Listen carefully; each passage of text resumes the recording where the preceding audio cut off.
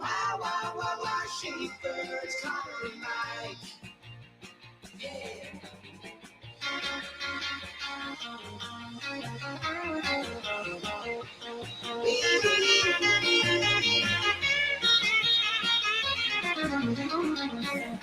Happer and Schaefer.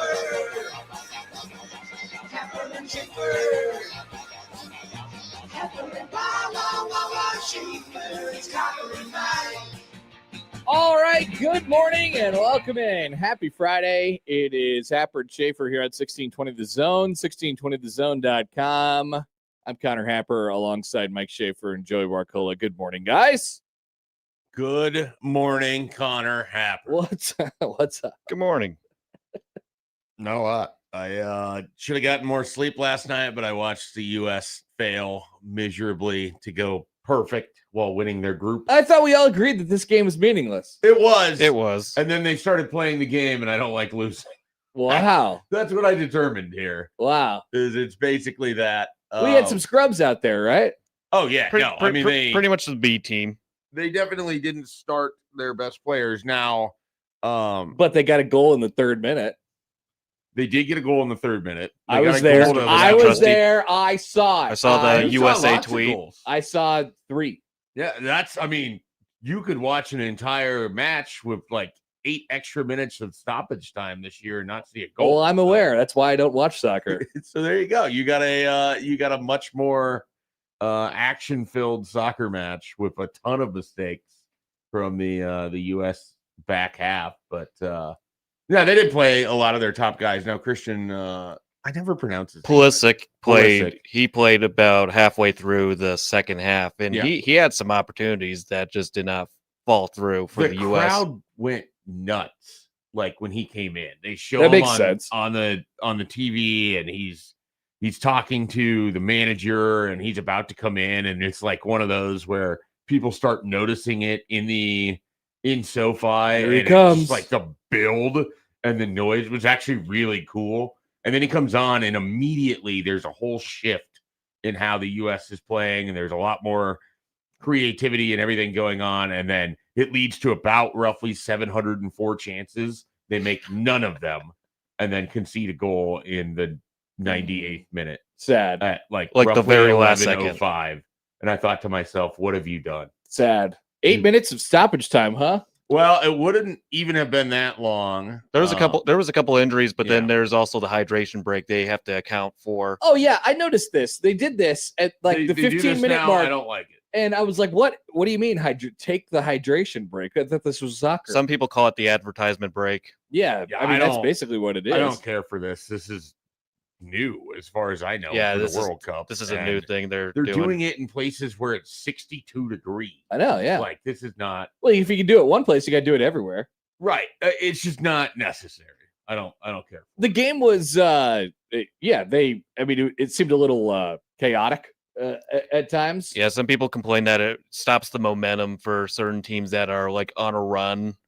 Just Oh, it kinda- definitely kinda- does. It just resets everything. It definitely does, which the Some- point of some- soccer is to not have that some happen. some say it's good for like coaches to kind of gather their team up and just Yeah, but they come shouldn't up be with a afforded strategy. that opportunity. oh yeah That's not the oh point yeah of the sport. Yeah, oh yeah The point is for them to run forever and feel miserable at the end of it. exactly. Run for to 50 minutes. completion, they say. To in completion. soccer.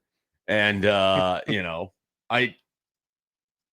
I have watched other matches with it. I don't know that it changed how the U.S. was going to finish yesterday. It's just so abrupt. Like, that they've been doing it, but then it ends up happening, and you're like, "What is this?" Oh, I didn't know. I had no Well, idea. that's I, true. I was they sitting do there it- watching it, and I was like, "What? Excuse me? Why are we in a commercial break yeah right now?" they'll do it halfway through the first and second half, so it's like about the 23rd minute in the first and then about 67th 68th minute in the second half, just depending on the timing, just when a possession is somewhat done. That's what you got to like I don't- about soccer. They just we're like, yep, I think now seems right. There's no time limits for anything. there's that, and then the random offside. That's why they call it the beautiful game, even though it There's a doesn't lot really of make any offsides last sense. night. Like, Yeah, those- more than you'll see in a normal game. They're trying to Match. compete for man of the weekend. All right, so nobody's. Are we okay in this room? Are we? I can't Oh, yeah, I mean, Yeah, we're first fine. of all, on the first of all- Bosnia. First of all, I can't believe that you guys watched this the entire thing. Second of all, are we? We're not overreacting, right? No, we're not. Okay, I mean, nothing changed. It's just the B annoying. team, correct. but it would be nice to see a lot better performance from the defense.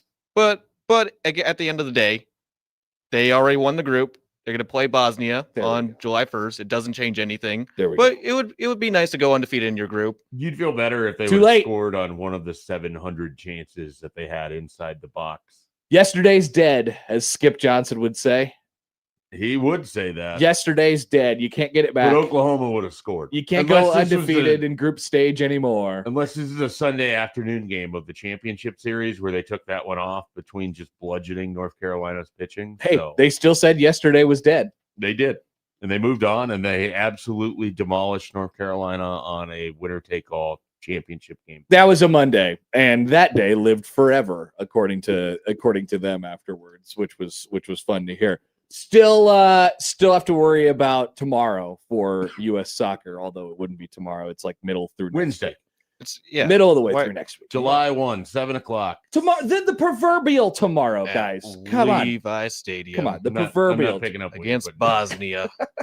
the next game. Coverage starts at 6. What else do I need to say? The proverbial tomorrow. And I'll be watching it on Telemundo. All right, so here we are on a Friday. We have plenty to cover today. Topics galore. I've just seen, by the way, our one guest today, our dear friend Jake Sorensen, coming up in the 9 o'clock hour.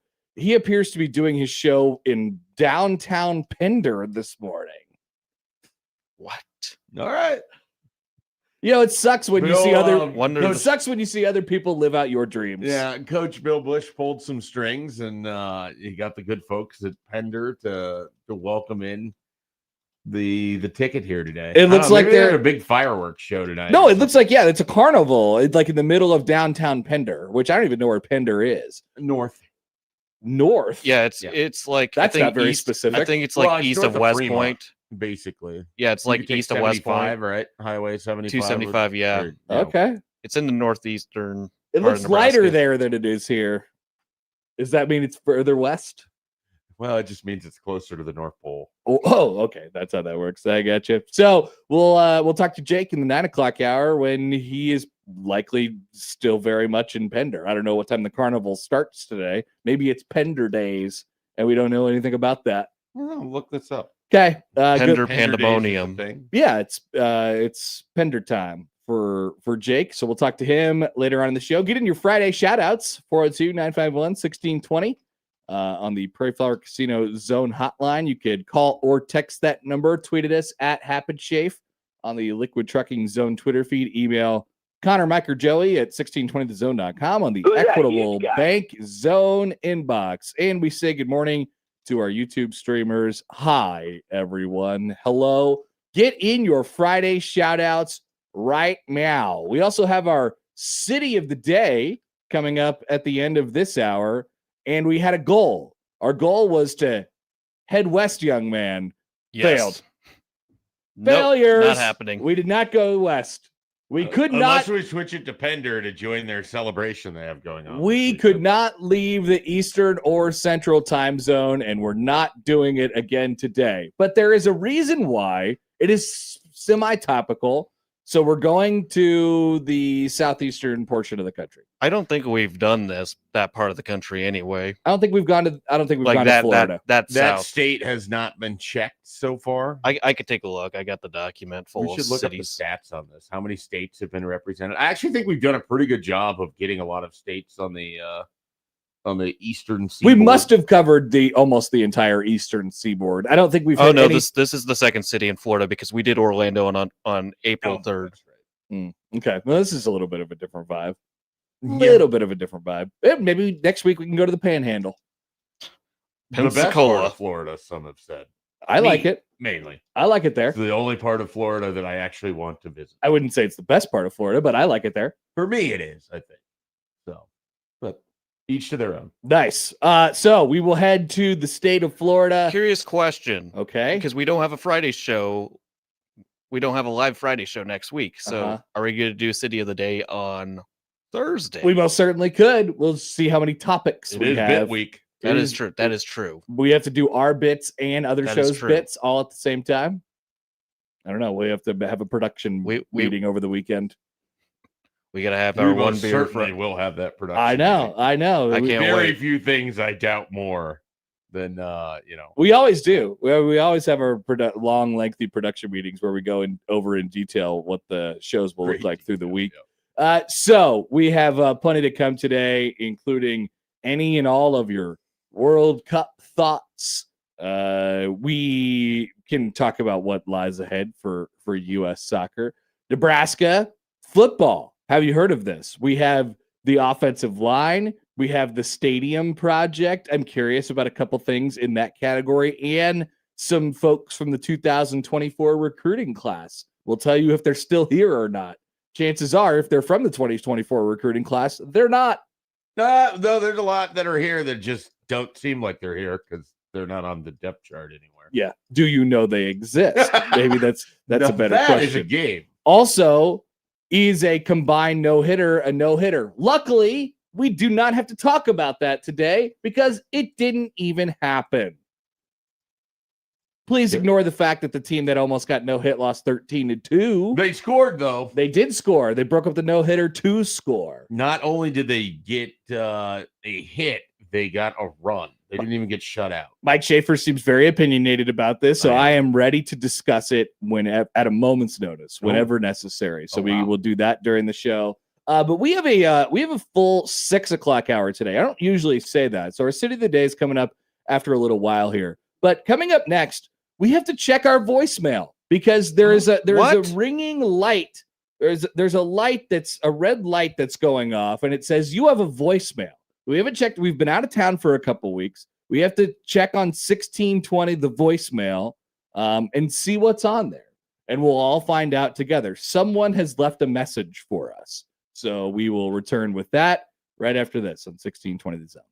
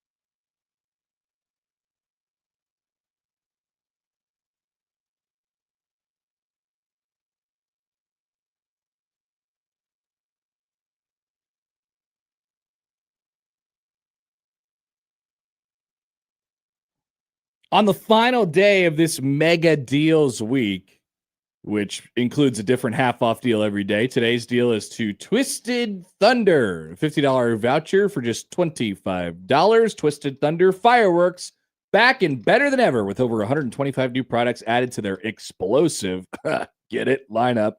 3 Omaha locations at Westroads, Oakview, and Bright Ideas, 156 in Blondo, and a location in Iowa at the Horseshoe over in Council Bluffs. Find the deal right now. Half off, 1620thezone.com.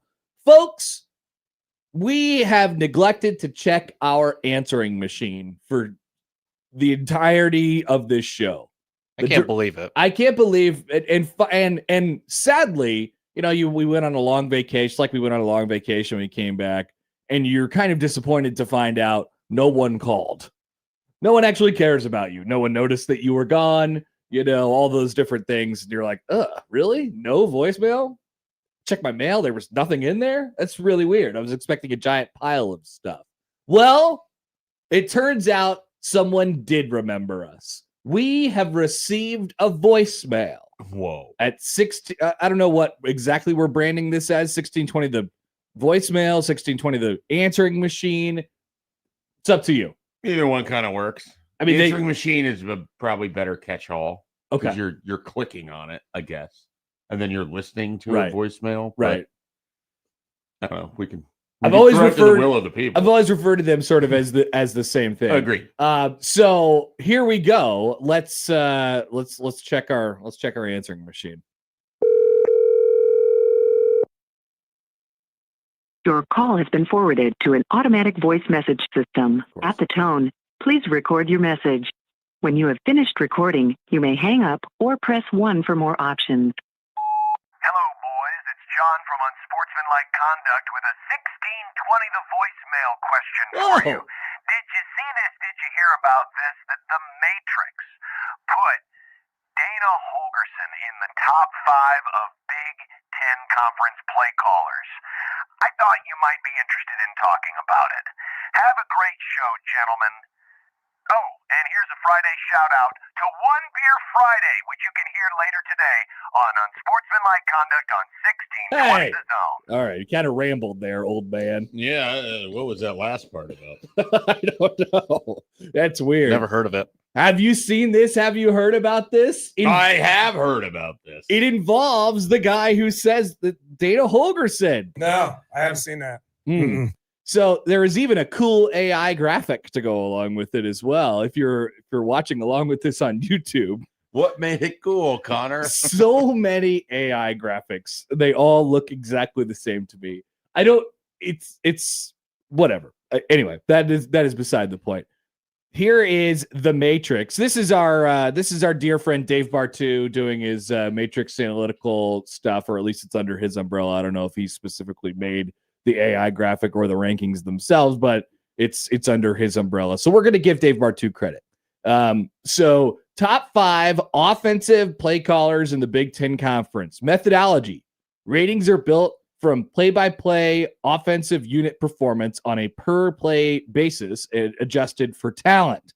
Teams with average or below talent facing more talented opponents receive more credit for strong results than teams with superior talent producing the same results.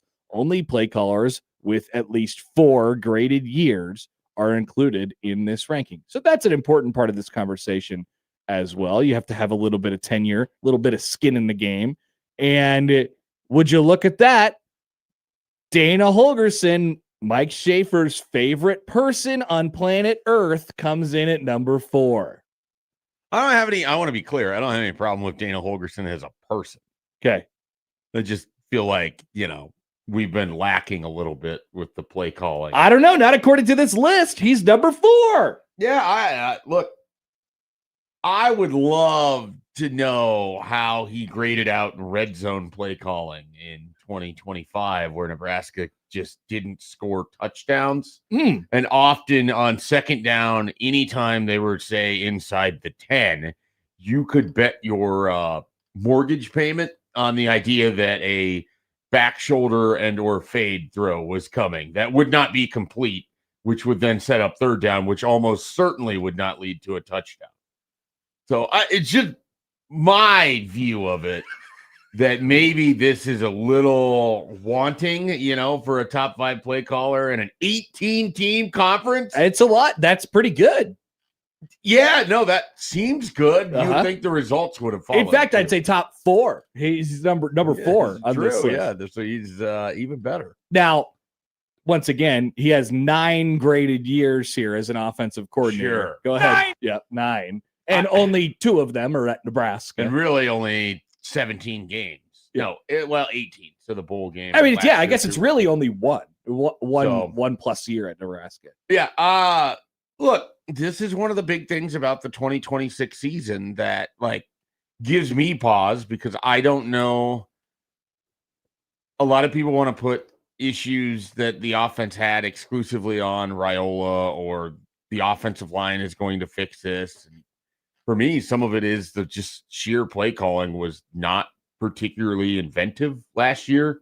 And they don't have a lot of, at the time or last year, they didn't really have a lot of plays where you're like, okay, this is what they do well. They can go to this. They can do this. There's a lot of hey, if Emmett Johnson makes 7 guys miss, they could have an explosive play here. Do you know what the people who I am sort of one of these people who wants to put it all on Dylan Raiola. Sure. It's not exclusively on Dylan Raiola, but I guess I would put myself in that bucket.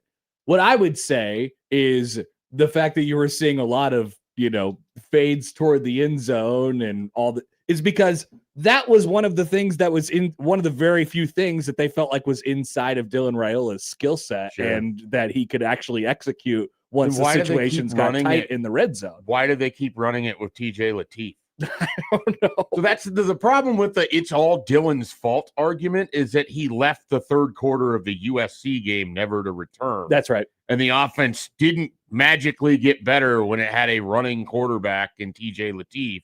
Now, he got hurt, so that some of it is okay, how do you par that up? Because the version of TJ Lateef that played in the Iowa game probably wasn't even 75%. So you're not even able to use the athleticism there in the same way. So it's, there's all these little qualifiers when you're trying to go through it. And it's also hard, to expect a play caller to nail everything when he has 2 different quarterbacks going on there. They obviously had offensive line issues throughout the year. So again, I'm not trying to say that it's all Dana's fault why Nebraska's offense wasn't humming last year, but a lot of it is on him. Fault. A lot of it was. It's not Giancarlo's fault. I feel like anytime I say fault, we're getting that drop. 100%. We're definitely getting Bob Cost. And 9 and all those other things. We do have some pet drops. We There's no doubt. do. We do have a good amount. No doubt about it, which is great. You're an idiot. It's great. It took us about 6 months to get there, but we've They're got it. terrible. What else we got? You just heard all of them there. Who's that huge guy? There it is. That's a new one. So, it's funny, and we'll talk about this a little bit later in the show. You mentioned the offensive line as being one of the components of Sure. this the One of the things that's regarded as holding back where the play calling could go. right. And you have brought up red zone offense a lot, specifically as it pertains to Dana Holgorsen and the offense in general. So Sam McEwen wrote this in the World Herald yesterday, I believe. I'll read you the Sam part and then the Rule quote on it. The Huskers would like to score touchdowns on 70% of their red zone trips. Since Rule arrived, Nebraska has scored on 48.28%, 54.72%, and 56.6%. Would you believe that last year actually was the highest red zone percentage that Nebraska had? I mean, I would. Yeah. Because I seems lived through it.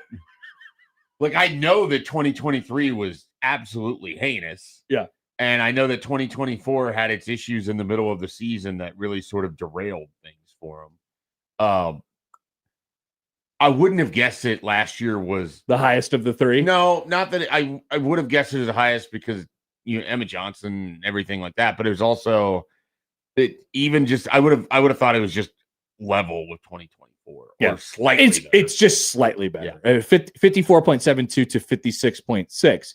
So what's the holdup? Matt Rule, quote, a lot of this is being able to control the game up front, knock people off the football, create angles so you could score touchdowns in the red zone, Coach Matt Rule said in an interview with the World Herald. against many teams. We won that battle offensively and defensively, but holistically, the numbers aren't where they need to be a championship team. When we face the teams that could control the line of scrimmage, they did that to us. That's the step we've had to take as a program. He's not wrong. I mean, it's pretty easy to sit back and pull it out. Michigan controlled the line of scrimmage throughout that game. Nebraska had the infamous fourth down stop early in that game where you don't get a field goal, you lose by 3. They had multiple other opportunities in that game where, being able to both sides of the ball play better up front would have allowed you to likely beat a Michigan team that I thought Nebraska was relatively comparable to, and even though Michigan has more talent. The other ones in there, USC, I don't think the line of scrimmage stood out to me as much. No. But Penn State for sure. I mean, same thing. Start the game off, great drive, get down inside the 10-yard line. You get to a 4th and 1. Everyone knows what's coming.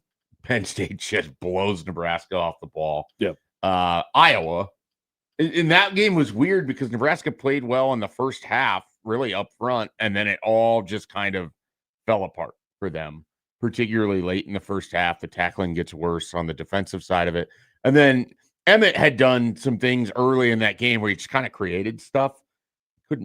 They bottled him up in the second half, and the offensive line wasn't winning up front against Iowa. So do you want to do a blame pie chart of last year's red zone issues? Last year's red zone issues. Sure. Let's see how many categories we have first. We have Dana Holgorsen. We have the offensive line. Dylan Raiola. We have Dylan Raiola.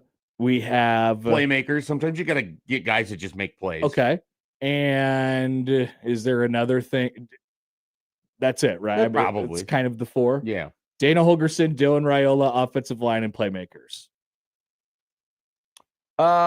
First blush, without having thought about this a lot, it'd probably be 40 Dana, 30 offensive line, 15 Dylan, 15. So you are skeptical that this is going to get any better? I don't know. And Michael Severe, if he's listening, can text me these numbers again, but he's ran through this before. At Houston, this was a problem. At the end at West Virginia, this was a problem. The red zone has not exactly been where Dana has shown through, whether he's at Nebraska or not. So that's why I'm skeptical that it's just a Dylan Raiola thing. So let me amend this real quick.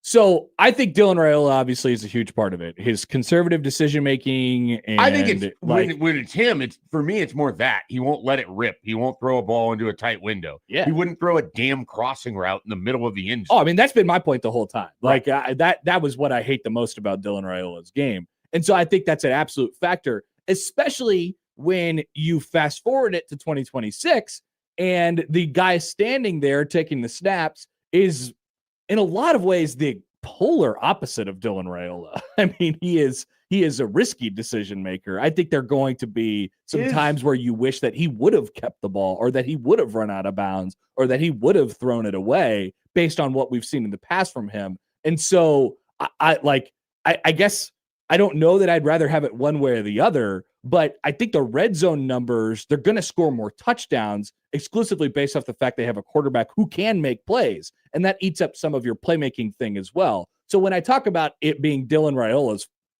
fault. It's not Giancarlo's fault. It's a lot of it is Dylan Raiola to Anthony Calandria and the difference of quarterback and the difference of player in that is, and that I think can make for your offense specifically in that area of the field. Well, and the things that I like the most about Calandria in this regard is that I think you're going to have the ability on a play that breaks down, he can score from the 6-yard line in a way that Dylan can't. And I think he's just going to run. Yeah, and so too. That makes a huge difference. That's what Scott Frost did his entire tenure here. He's like, I don't know what to do. Adrian Martinez run, and it worked. They scored. Yeah, the problem is Adrian Martinez is about 3 inches and 45 to 55 pounds heavier. I don't love the way they ran him, but they ran him like a fullback a lot. But they sure did, and that's probably why at the end of it didn't. You couldn't get a full season out of him. But that's another conversation.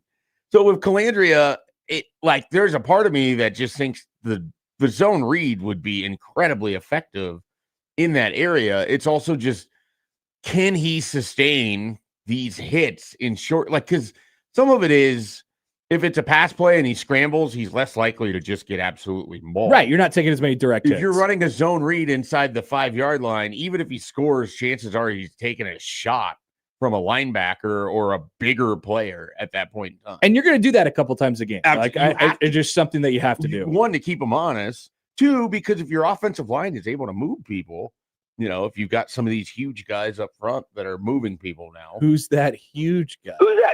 It could be Mabenga. It could be Brendan Black. It could be Tree Babalade. Who's that huge guy? Absolutely. So, there's definitely ways that it can be better. I'm just very much I need to see it. I need to see something different from the offense where it's like, and it's not just a red zone. It's also things to the nature of, do you have plays that you can consistently go to that weren't Isaiah Hunter on a wide receiver screen when the other team just forgot that could be a thing? That was that was the only thing they ended up having success on, like, a lot last year. And then there's the Holgerson of it all, which I think is our biggest point of contention.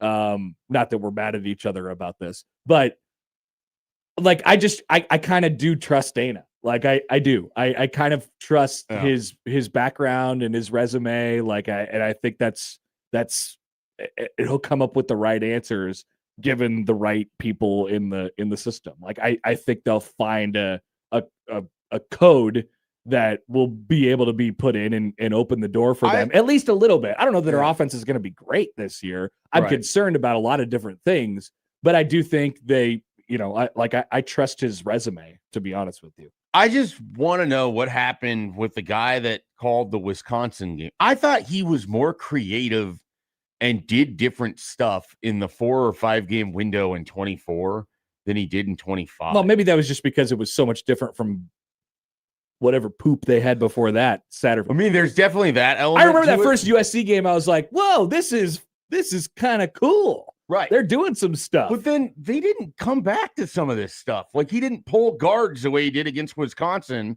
to create running lanes for, it was Emmett Johnson and Dante Dowdell that day. Like, his best game at Nebraska, and you can go back and find it, I'm sure, on YouTube and throw it on.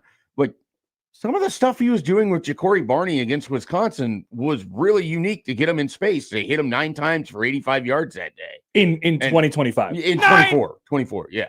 Oh, where they the end of the bowl year game against Wisconsin where they smoked. Now, Yeah. there's an element of this. Wisconsin stunk, so there's that. But there was some stuff there where it's like, when I thought of how 2025 could go, it was like, all right, he's going to look into that. He's going to have an entire year to learn what his players are, because he went into 2024. It's a wild thing. I mean, he took over play calling at a program he wasn't even at until November. Super odd. Right there is super unique. So it's like, all right, he's going to have even more time to be innovative and to put things together and to find ways to highlight Ja'Cory Barney or other players like this. And it just didn't ever come to fruition. Like, I don't feel like they had a lot in terms of creativity. Some of it too is that at the end of last year, you took on a Utah team that has maybe the most creative mind in college football on how they're using Devin Dampier and their tight ends and all the different personnel sets that they can run things out of. And then I watched Nebraska in the same game, and it's like, are you even playing the same sport?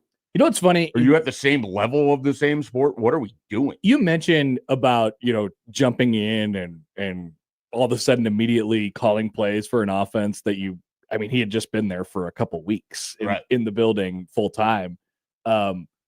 Oftentimes with coaches, it is about, especially with play calling and sets or whatever you're doing, whatever sport it is, how much do you trust the people that you're putting the ball in the hands of? What are you repping well at practice? It's just how much do you trust the ability of whatever person you're putting the ball in their hands to A, not turn the ball over, or B, actually go out there and make a play? How can you have any trust if you are just stepping on the field? I do think there's a give and take there with coaches a lot where they have too high of a threshold for trust. But with that being said, Hunter's been in the system for 2 years, been around for 2 years now. Barney's been around for 3 years now. And, they're getting the reps right. Lindemeyer's been there for 4 years. Right. And so, like, maybe there's just a let it loose type of thing that happens this year, without that sort of quote unquote scared. There was whatever it was. There was even stuff against Cincinnati that I swear we never saw again. The Dane Key slant off the play action on a 4th and 2 in the red zone. The really creative sort of running Dylan pass to Luke Lindenmeyer. Remember, you lost Bonner after that game. Yeah, well, and so that was why part of that question to BC was, okay, how much of their red zone offense changes when you don't have this cleanup guy who's playing H-back and tight end? Oh, yeah, he was coming around and smoking dudes. I mean, it's not the same, but like Chancellor Brewington was really valuable on those crackback blocks, basically. And I think Janiron Bonner was going to play the same role. And you could definitely have seen the version of it where you're hitting a play action where he leaks through the backside of a formation. Yeah. So, like maybe there was stuff they just couldn't do when he's no longer on the field. It's hard for me to believe that your entire red zone offense changed that much because you didn't have Janiron. Couple texts and comments from you all. Here's Nick from St. Louis. Don't you think the play calling was probably an indicator of what they thought Raiola could and couldn't do? Yeah, I mean, I think that's where we get into the trust thing. You know, I mean, the trust tree, the nest. Absolutely, to a degree. Again, go back to the Wisconsin game, and they thought in 2024 he could do stuff that he wasn't then being asked to do, or they weren't coming back to. So there's that. I think for me, a lot of it comes down to the combination of Dylan and that offensive line was so petrifying for a play caller because you can't get behind schedule. One thing is very evident. If Nebraska took a sack in a drive, they weren't going to score. Yeah, it was just or if they were going to score, it was going to be a field goal. Like they very rarely were able to overcome their own mistakes.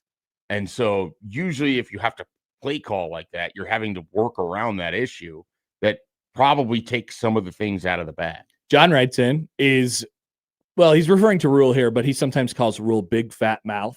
Okay. That's what John says. Is he allowing Holgerson to run his offense, or is he trying to run it himself? Stop but doing he's this. Too busy licking his lips and calling horrible timeouts. Whatever that part is, I don't care. I don't know how to get people to stop with this conspiracy theory that Matt Rule was like tamping down Dana's wild offense that would have been throwing it all over the yard. That didn't happen. That like from Dana, from Rule, from the other people over there, like there's no indication that there was meddling with this. Part of why he was hired is so Matt Rule didn't have to do anything with the offense. With Satterfield, yeah, I think that was more of a thing. Yeah. I don't think that was an issue last year, just based on anyone that I talked to about it. Yeah. And there's been reporting on this as well. Like, if you can't take him at his word, you're never going to believe it. You're certainly not going to believe me, but I think Sam McEwen has written about this. I think most of the conservativeness, it sort of stems from, all the things that we just talked about. But Raiola, the checking at the line. Exactly. All that different stuff factored into it. D'Lo writes in, good finish to this conversation. Bottom line, big year upcoming for Dana. Yeah, I think it's huge. I mean, there's a chance that he's not here in 2027. It's amazing to me that he's here in 26. Yeah. They scored 22 points a game against Power 4 competition. That's horrendous. Their average per play wasn't great. Like they didn't have a good offensive year. And now you're coming back with an entirely different quarterback, and we'll see how the offense looks. So, thank you for the voicemail, John. Appreciate that. Led to a great discussion. We might have to leave some of our own. I know. What do we leave as a voicemail now? We'll have to discuss something that he has not thought of or, heard about. Our problem is we're leaving voicemails after we do 4-hour voice shows. I'm sure we'll have a take left over. You think we have takes? All right. Let's come back and let's go to Florida. Our city of the day is Dunedin, Florida, for a specific reason. After this on 1620 The Zone.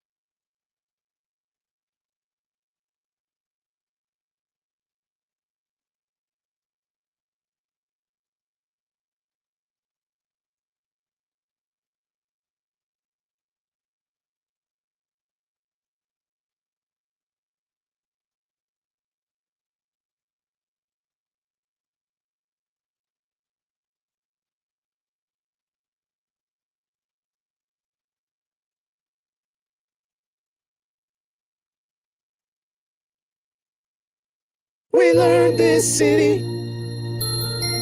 We learned this city on Happen. Schaefer learned this city.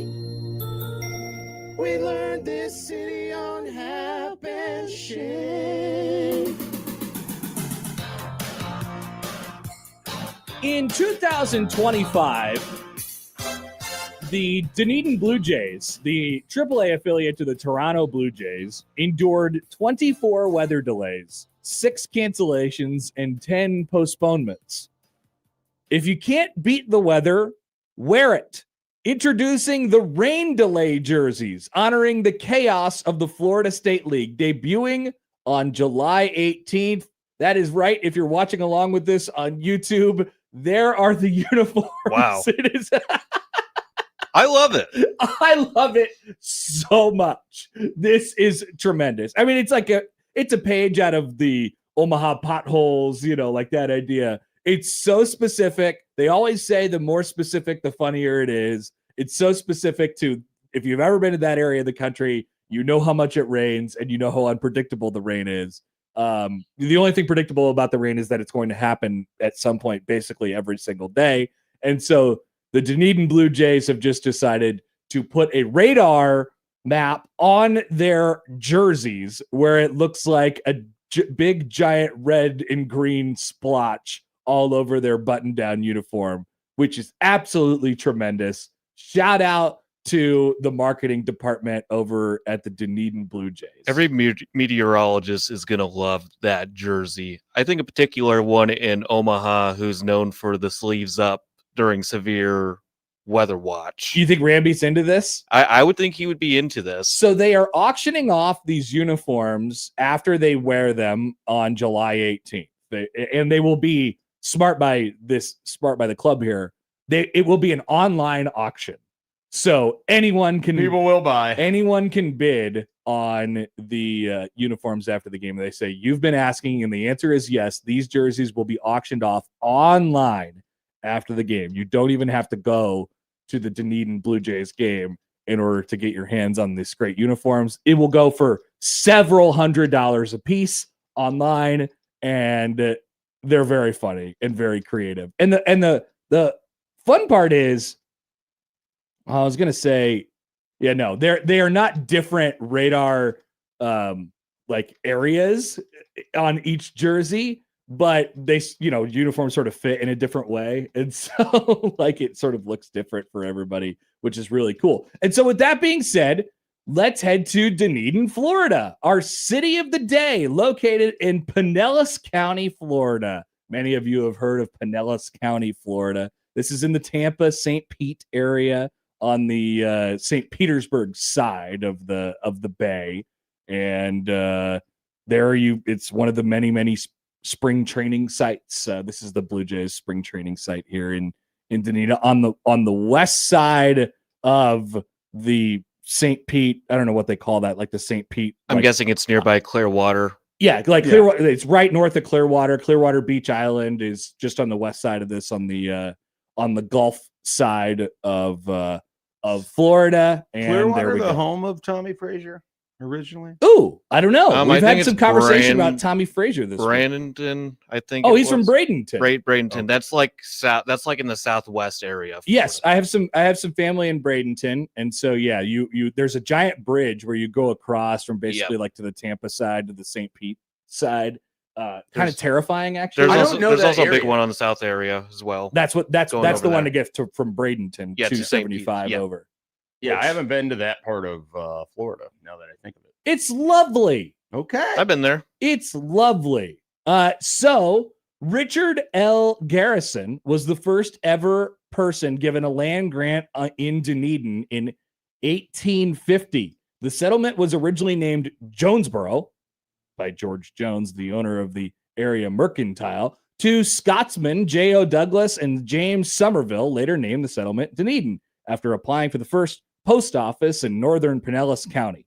The name is taken from Scottish Gaelic Dun E Dan, the Scottish Gaelic for Edinburgh. There you go. Yeah. That's what, 37,000 people, founded 1899. You mentioned the Toronto Blue Jays. They actually played part of a major league season there. Yes, they I did. believe during the COVID year. Yeah. And so the Blue Jays have played several seasons not in Toronto. They played in Buffalo as well. I That's think right. Their stadium was being renovated. I believe that is correct. And so that was one of the two locations they've been at. They've been with the Blue Jays since 1977, making it one of the longest running spring training relationships. Awesome. Which is pretty cool. Wonderful. Other things, there is downtown a Pinellas Trail that runs 45 miles throughout the downtown, throughout the city. That's a big trail. Yeah, I was just thinking that is a very long, large trail. And so that is one of their fun things they have downtown. Very walkable.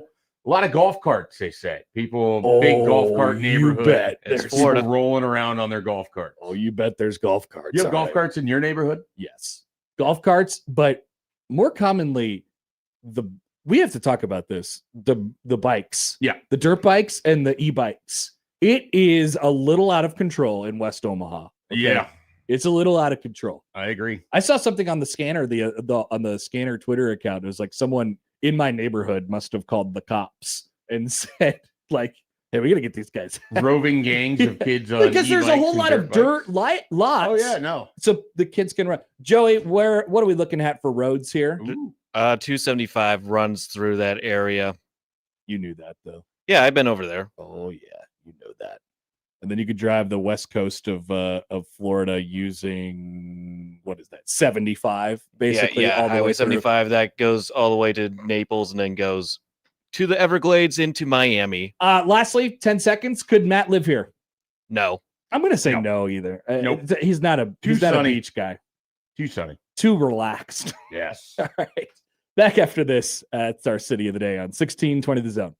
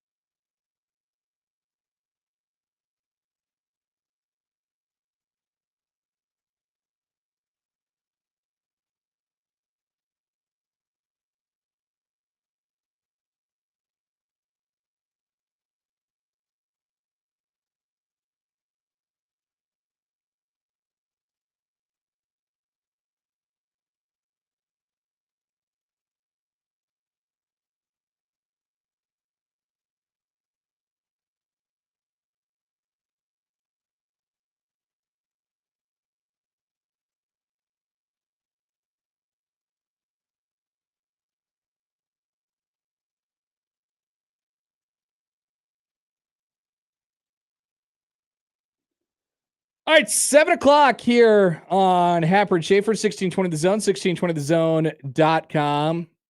Hopefully, I was coming down Dodge this morning to get to our lovely Palatius studios at 50th and Dodge.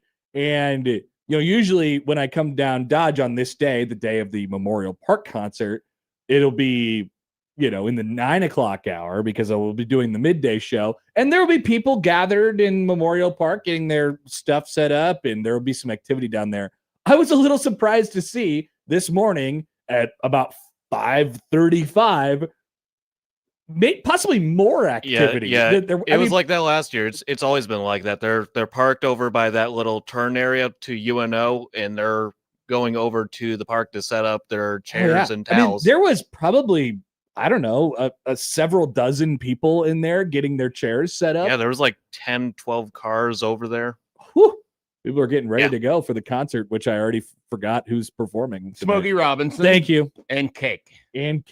He's going the distance. He's going the distance, we hope. That'd be exciting tonight at Memorial Park. It looks a little cloudy right now, but I think the weather will generally hold up, and it's not going to be excruciatingly hot. Which should just be pretty mild. Maybe the last mild day of the year. Who knows? Maybe for the rest of our still lives. Tomorrow. It will be excruciatingly hot. There are several contests that you could win if you head to 1620thezone.com right now, including tickets to Post Malone with Jelly Roll at Jack Trice Stadium in Ames. The Black Keys, Young the Giant, Chris Stapleton, Motionless, and White Burt Kreischer, all there for you. Head over to 1620thezone.com. Plenty of things to win over on our website as well. John writes in, do people not understand that it is Smokey Robinson and Cake? No, I think they get it. But the crowd, judging off the crowd this morning, they were loaded, ready to go for Smokey Robinson and Cake. Some people just love music. Although I didn't think that Smokey Robinson and Cake was a combo that I'd ever really hear together. Yeah, that's the part that, but there's something for everyone. I'm thrown by the fact that Smokey Robinson is in his 80s and still performing. He's rocking it. And then the fact that it is Smokey Robinson and Cake does not, doesn't Motown and random 90s hit does not seem like the same. I know. Hey, the lead singer celebrated his birthday yesterday. I wonder if they're gonna sing happy birthday to him today. I would hope so. There's something for everyone down at the Memorial Park concert. So enjoy yourselves and be safe tonight if you are headed out there. Let's take a phone call on the Prairie Flower Casino Zone hotline. Good morning, Nebraska Ball Mike. Great to hear from you. It's been a while. Good morning, Mr. Schaefer. Yes. I was going to stay out of it, but you said something yesterday about most of the people you know in wheelchairs being in a home. No. Did he? Not in a home. I don't think that's right. Nope. I live downtown and I have my own apartment, and I wanted to ask you a question.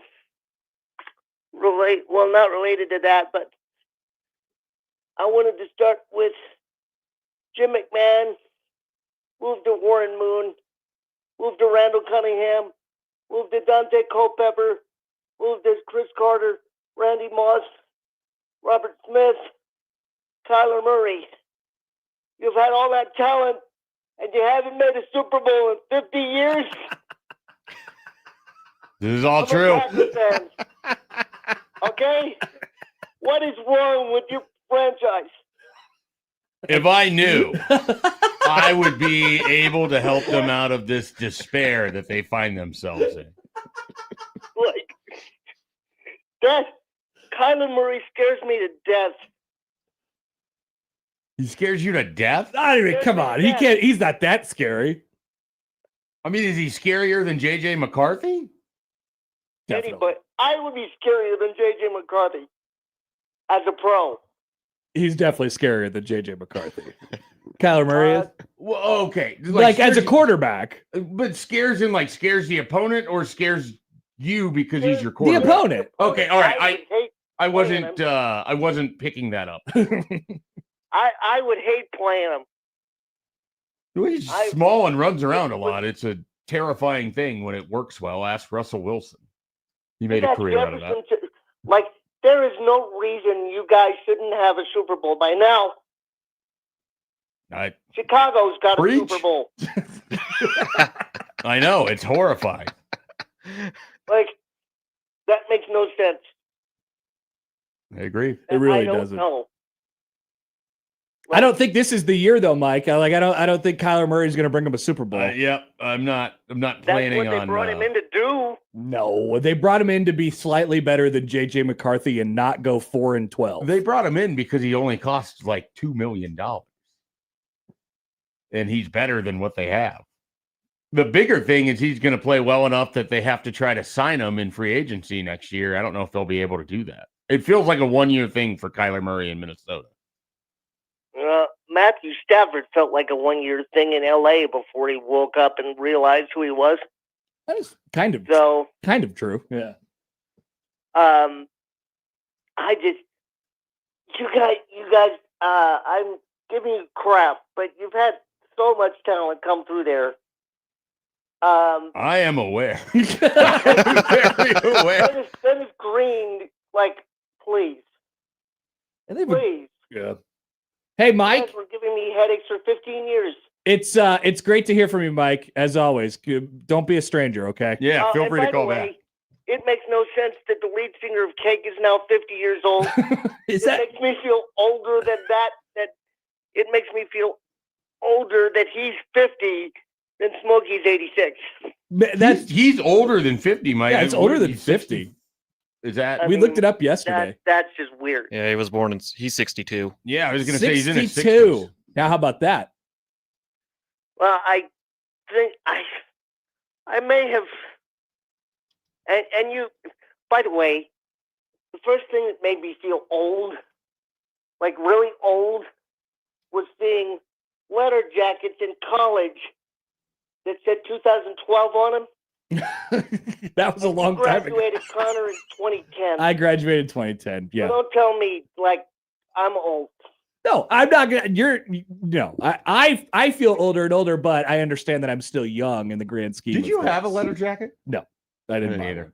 I didn't buy one. You only play one sport. You know, you don't really need one. Thanks, Mike. You're welcome. Okay, there he goes. What a call. He makes good points. Nebraska ball random Mike. I was not expecting the Vikings there.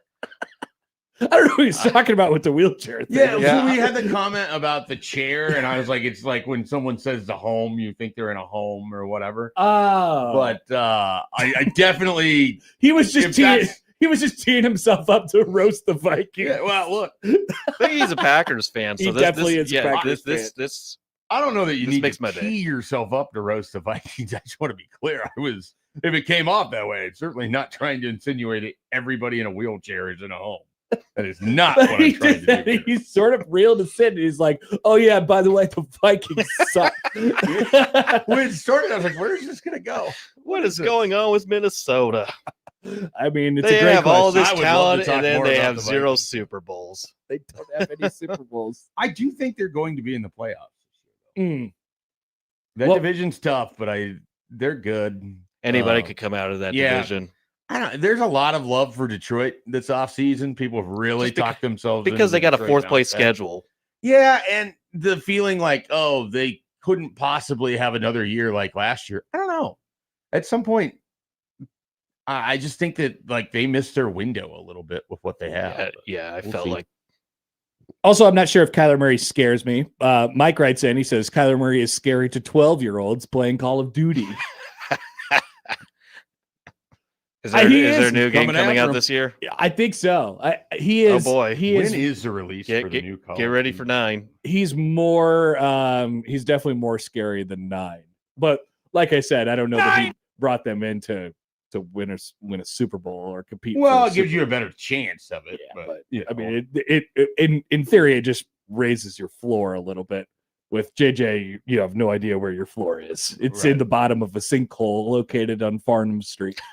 I think it's What's going down there? it's lower than that. Or the sinkhole. so-called void. Oh yeah, they're not sinkholes anymore. They're the voids. PR is telling us that they are voids now. Minnesota's chances with JJ McCarthy is definitely in a void. It's a void. It is not getting out of the void. More commonly known as a sinkhole, but I know that we don't like to say sinkhole I'm still anymore. holding out hope that he never has another snap with them again. Like It's possible.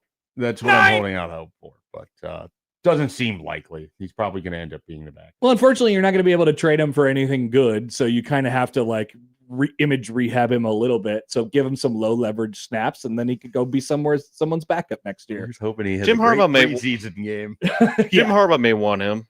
Who knows? Jim Harbaugh may want him. He does A have Michigan- his whole team full We'll of see. Michigan men. Yeah. His best game last year was against Detroit in that defense. So maybe if he can do that again this year, the Lions. Yep.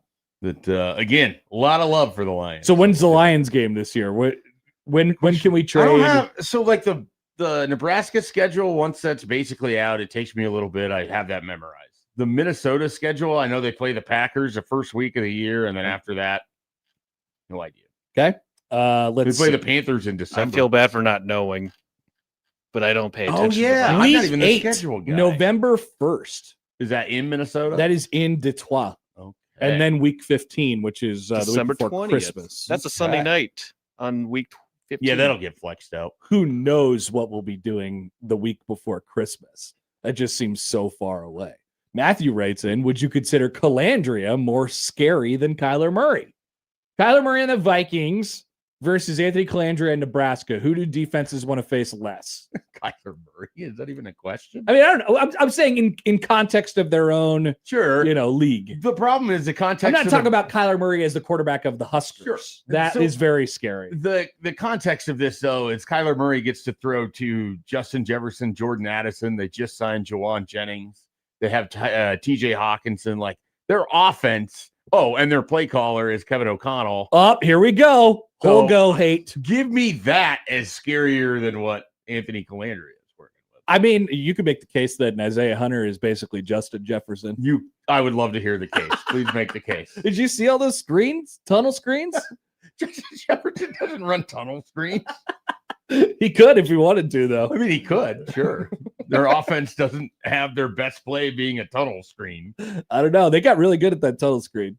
Their best play was JJ overthrowing the receiver by 75 yards. I was mostly amazed that they actually got good at like a screen. I know, last year. considering the Riley era where the screens were just like atrociously bad, Uh-huh. or Like it's been a bugaboo in the program for like a decade now. They just haven't been able to do screens right. I'm not gonna mention the name, but there was an offensive lineman in the Scott Frost era that ran out to. I think he forgot that he was doing a screen, Nice. and then so he was like late getting out, and so it prevented the guy that was next to him from getting. So it's like Did they all run into each other? kind of a little It bit. just kind of fell apart. Well, awesome. the receiver's just hanging, or the running back's just hanging out there with no wall in front of him. So That's tough.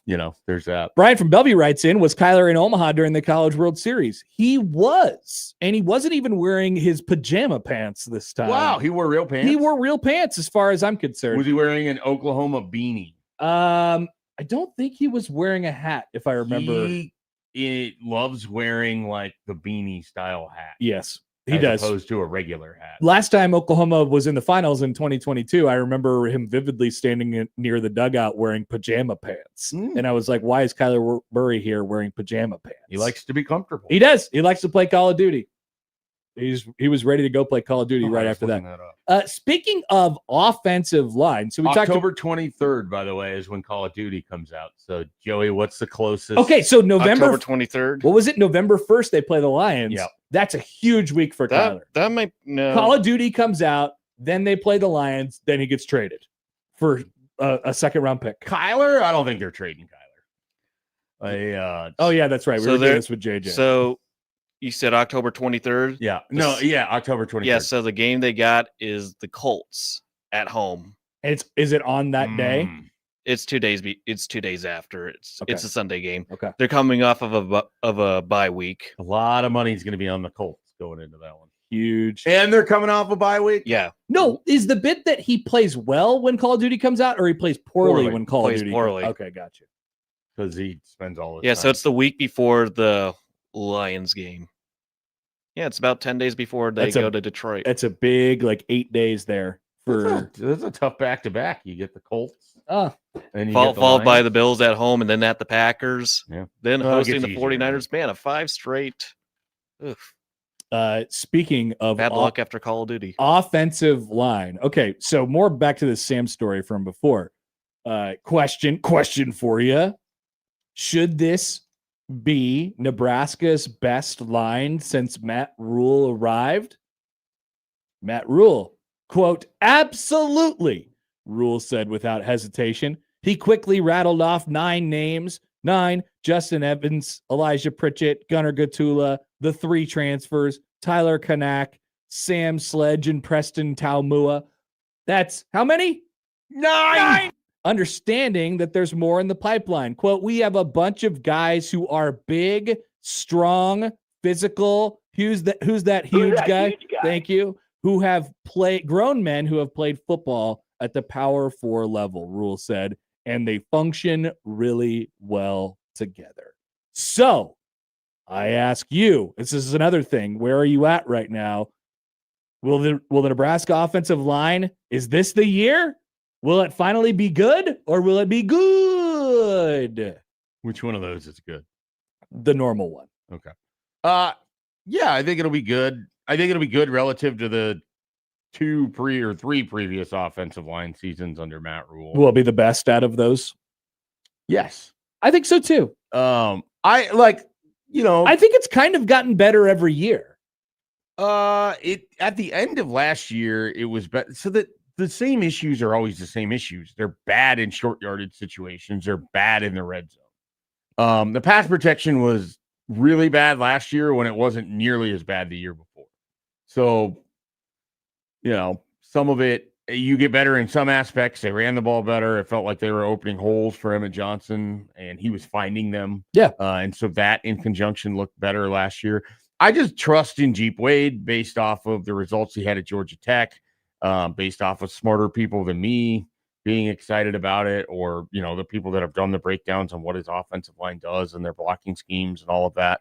I think that's going to help them out quite a bit. I mean, frankly, I don't know that there is a way for me to characterize how big of a jump it is to go from a guy who had never been an offensive line coach to a guy who has been a longtime offensive line coach, is celebrated within the position amongst his peers, and is coming off of a really strong stretch at Georgia Tech. I just remember last year was the first time in a while that, and I think the coaching thing absolutely does matter, and I think you'll see that play out throughout the year.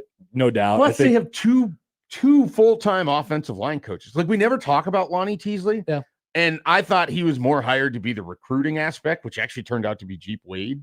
But you're going to have a lot of experience thrown at this position. No doubt that I feel like Jeep Wade certainly seems like, although we haven't seen it yet, it certainly seems like an upgrade over Donnie Raiola, what it had been in the past. I think that's absolutely accurate.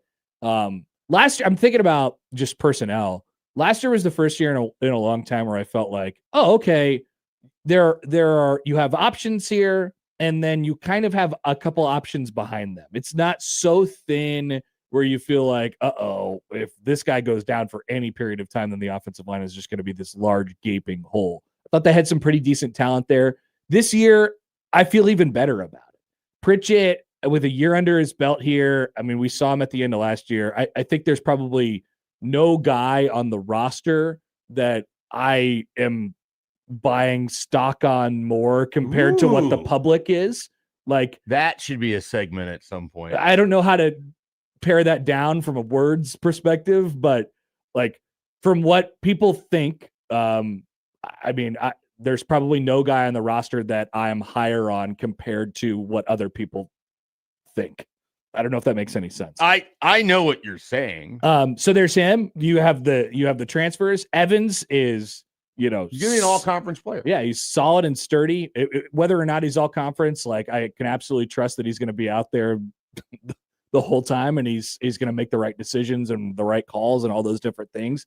And then you have some guys with experience who, in theory, are going to come in sort of behind those guys and play if necessary. So like I said for last year, it's not going to be this huge gaping hole if a guy gets hurt or anything like that. So I definitely feel better than at any point that I've felt in the Rule era about the offensive line. And I think I probably feel better than going into a season about the offensive line at any point. I mean, it's been a while. You got to go back to Bo with the coach that they have. And now I don't really know what they're going to be doing offensively. And so that gives me pause a bit, Sure. but I do think the Jeep Wade sort of, what he has done in the past brings a semblance of an identity to the table. So I think that they'll be able to do some hang their hat on some things as far as an offensive line, blocking is concerned. And I think the offensive line will just grow and develop and be better. I don't know. I'm high on the group. I continue to buy stock. And I mean, if you listen to people, I've been doing this show for a while now, or a version, I guess, of the show for a while now. The one of the most common things we get is, I don't really care about anything.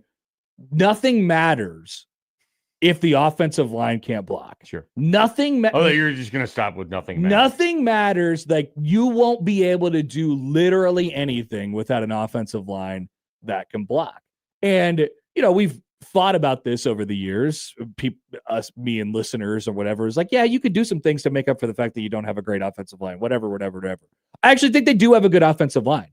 And so we're going to see if they're able to build off of it this year. I don't think you're going to be hamstrung by the fact that you have this offensive line that is just this huge gaping hole. So I have a question based off of the Matt Rule quote. Okay. And I guess it's something that stood out to me. The third person listed was Gunnar Gatula. Conventional wisdom in this offseason has been he's a backup. Are we underrating what Gunnar Gatula is for Nebraska's offensive line? He missed all of the spring. He's missed all of last year. He struggled. He actually played better, I thought, in 2024 than he did in 25. I guess I'm curious. Do you think there's a chance Gunnar Gatula is one of your 5 starting linemen when we get to the game against Ohio? Gatula, Rule said, is, quote, finally fully healthy after multiple years of offseason surgeries. Pritchett, widely considered the team's top NFL draft prospect, does indeed have amazing talent that has been matched by Pritchett's off-the-field growth. Pritchett had an internship with Sand Hills Global this summer, which is great. But anyway, that was the quote about Gatula. He's finally healthy. Anyway, he had an internship with one of the biggest donors in the sports program. Pretty funny.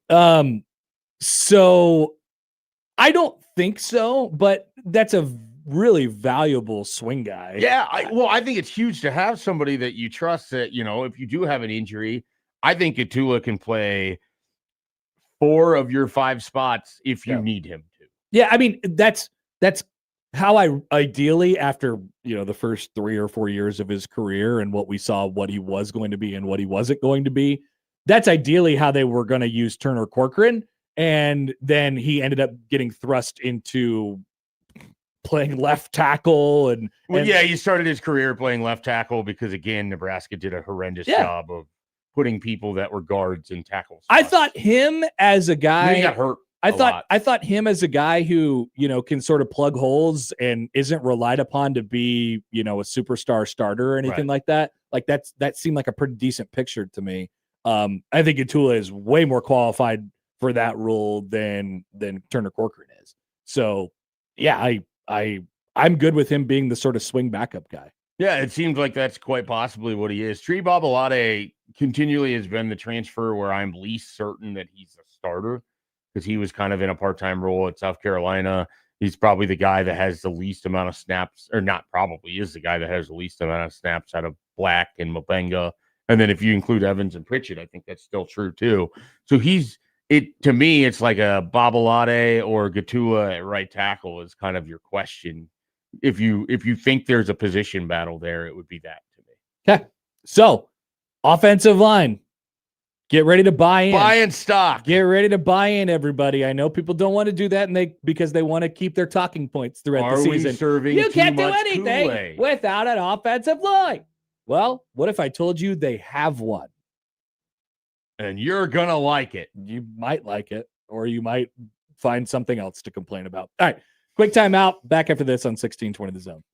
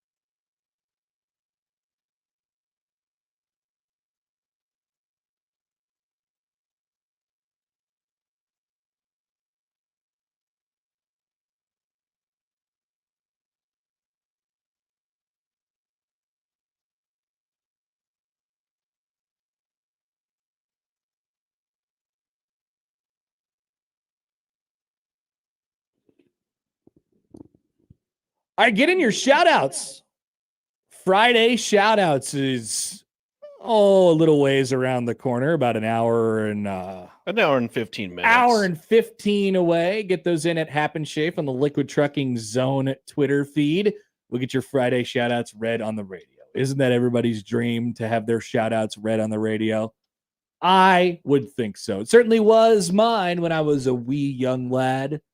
Maybe kids have different dreams these days. So we'll get to that in a little over an hour. Jake Sorensen will join us in the 9 o'clock hour from the merry-go-round in Pender, it seems like. So that'll be exciting. It's a carousel. It's a carousel, but he calls it a merry-go-round. So I'm sure that'll turn into a does 4.5 minute discussion when he joins. Does he go in the air like you were when you were on the Ferris wheel during the CWS? I don't know what kind of rides they got going there. We'll get the full breakdown from Jake. If there's a Ferris wheel, he should go up on there for the bet. I would not go on the Pender makeshift carnival Ferris wheel. So obviously you both grew up in Omaha. My experience with this would have been like county fairs. Like, did you guys go to fairs much at all? Never a fair. There was kid. the September Fest. You wouldn't be like really into rides.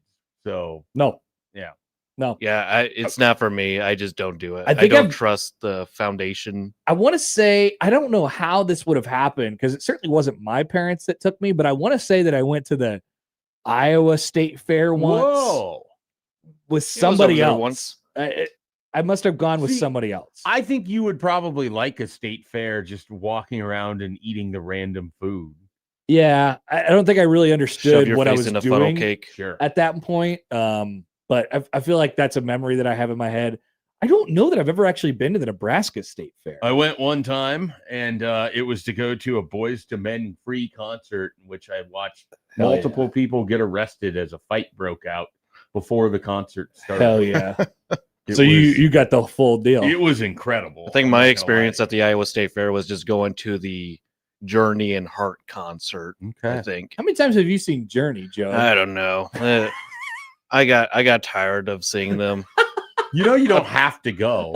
I was a kid back then. You still could have been like, can you leave me with some other relative? I did get to put the television on and park me in front of it. Well, you see, Schaefer, when your parents are separated, there's such a thing called a parenting plan where you have to go alternate back and forth. Another with your parents. make Schaefer feel bad moment. You couldn't have just been parked in front of a television. No, I have to go to the Journey concert. I was in elementary school and just sat in the bathroom for the entirety of the concert? That was hell, and I'm glad I did that because they did not seem to miss me. Matthew writes in, he says, anyone grew up in Lincoln and remember the Lancaster County Fair down on the UNL campus? Those were good memories. And then Matthew also said, I saw Def Leppard at the 99 Nebraska State Fair. Oh, I'm sure Def Leppard was all up in that thing. 99 Nebraska State Fair. That's got Def Leppard. Heart was pretty good, though. Heart was pretty good, though. I did enjoy seeing them. I don't think I know Heart. Have you heard a song called Barracuda? Off the top of my head, no. Barracuda. No. Really? You never heard that? Maybe I have. I don't know. It doesn't stand out for any particular. Crazy on You. Yeah, good one.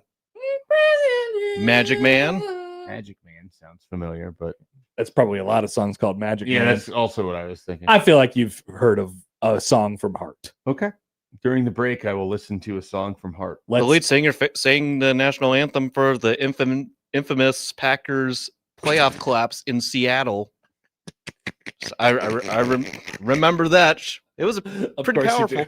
She also sang. Powerful. She also sang "Stairway" for Led Zeppelin's induction over at at the Rock and Roll Hall of Fame. She did a really good job with that. Okay, go look it up. Go look it up. Incredible, just random knowledge. It made Robert Plant cry. A band that I don't even think that I have heard of until today. Fantastic. Can't believe it. Here's Seth on the Equitable Bank Zone inbox. He writes in, poll question: have you ever gotten into a fight at a Boys to Men concert? We're looking for the people who Little Schaefer saw fighting. No. I was in college. Oh, not Little Schaefer. Yeah, no, I was medium in college. Schaefer. And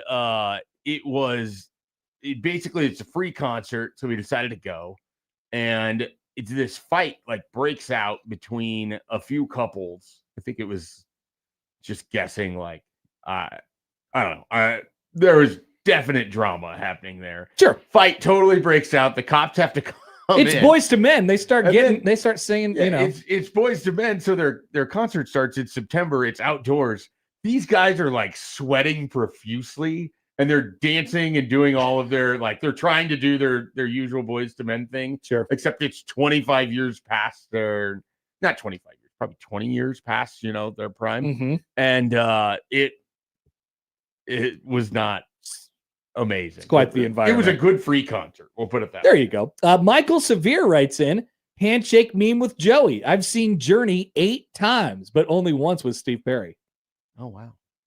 I've Yeah, seen Journey a couple times. I don't know how many times with Steve Perry because all the fake Steve Perry people they've gotten after Steve Perry have been incredible. They're perfect Steve Perry. So they had a they were one of AI before anyone else. I think they were one of Seriously. the first concerts at the Chuck.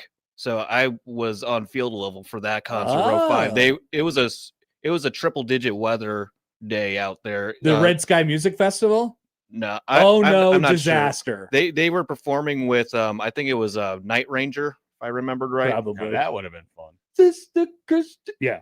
So I bet it was at the Red Sky Music There Festival. were beach balls at the concert, so I don't think John Bishop would enjoy it. Old man John would not have enjoyed that Probably at all. not. Here's a question that everyone's wondering about today.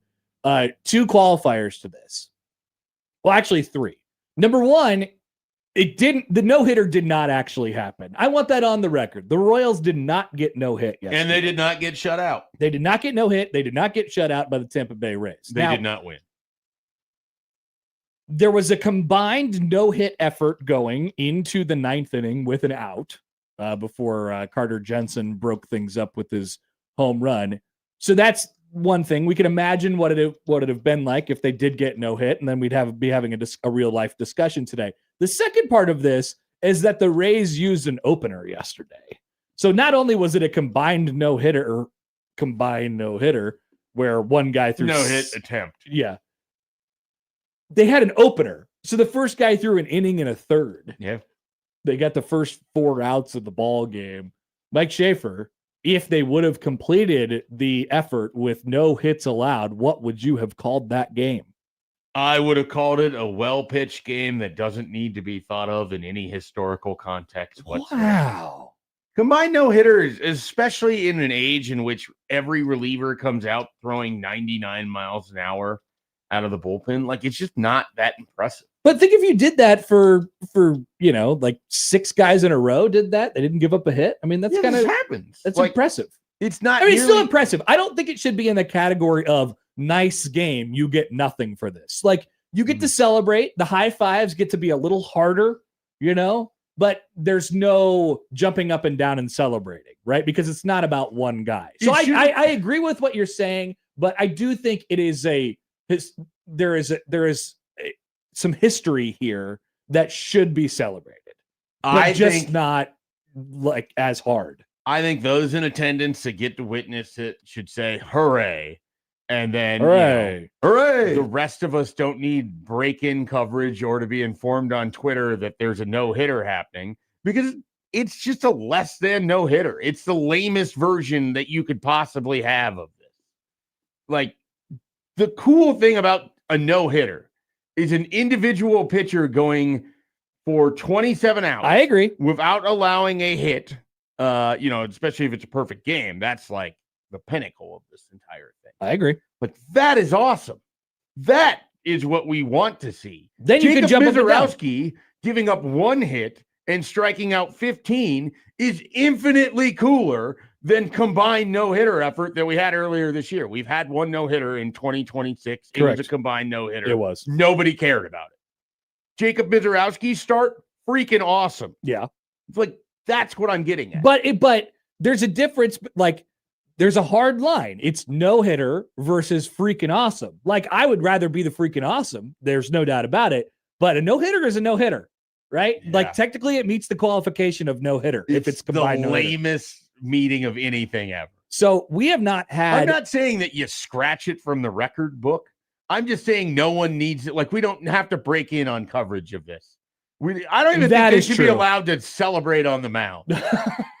They should walk off and be like, "We did our job. We came Normal- in from the bullpen. We didn't allow a base. Just a runner." normal handshake Yeah. line. That's it. That's it. Okay. No other celebration. We haven't had an individual no-hitter in nearly 2 years I now. know, Blake Snell was the last one for the Giants. And which is incredible because he, was it a rain-shortened game? it was one day after the birth That guy of my doesn't go daughter. over 6 innings. I know, which is amazing. And we had a few that year. We have not had a perfect game, which would require one pitcher.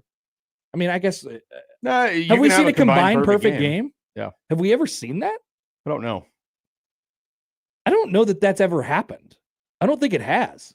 I know as a fan, like if Cleveland, and they have done this several times now, where they have a pitcher that has gone into the 7th, 8th, 9th without giving up a hit.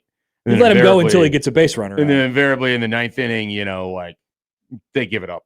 But every time I'm like, do not take the pitcher out.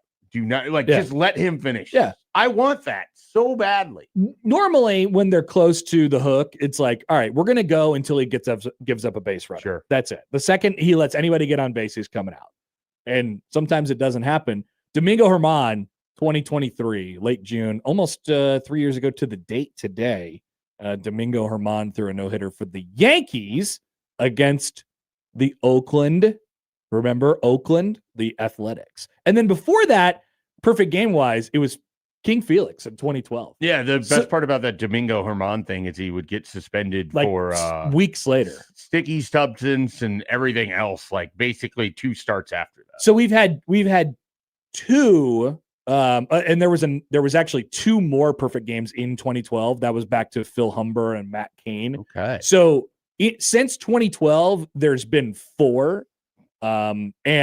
But since 2013, there's been 1. Hard It's to hard. do. It is hard Very, to do. very hard to do. And pitchers are not really That's allowed why to we celebrate. do it anymore. There you go. Gus Mohawk writes in, did you guys see the spat between Ohtani and his catcher? Trouble in paradise? Question mark. I haven't seen that. I did see this. Was it Dalton Rushing? It was. Dalton Rushing's having a great 2026 where he's managed to make everyone unify. The Dodgers, who already aren't particularly well loved as it is, He is triggering everyone. everyone hates this guy. And it It's takes great. a lot, it seems, to trigger Ohtani. So Unless you're his translator. Ohtani throws a pitch. It's a slider. It looks like it missed low. And Ohtani wants to challenge it. And Dalton Rushing's like, no, don't challenge it. It was low. And Ohtani, he taps his head, so he gets the challenge. And it turned out it was a strike. And Ohtani got the call. And then they had to have this like big meeting on the mound. And like Ohtani's kind of getting after him. And Yeah. I don't know if he's speaking English or whatever it is, but he's kind of getting after him. He's like, hey, man, just do your job. Like, Well, you've seen the clip of Dalton Rushing when he's at the plate and there's a pitch called on him and the catcher challenges it and he turns to the catcher and he tells the catcher, that's a ball. Yeah. You've wasted a challenge. Immediately comes in as a strike. Yeah. And it's just great. Like people this are guy- exposed immediately with this whole pitch, this whole thing with the pitch. It all started when like ABS. So- Young Hoo Lee ends up getting hurt for the Giants, like sliding in at home, and Rushing like basically calls him a word we can't say on air for getting hurt. And then he accuses the Rockies of stealing signals because they had one day where they weren't the worst team in baseball. And then from there, it's been 7 other things leading up to this. He Dalton is Rushing, triggering everyone. He's the new AJ Brzezinski, sort of. Oh, fun. Did you see what AJ Pierzynski did yesterday?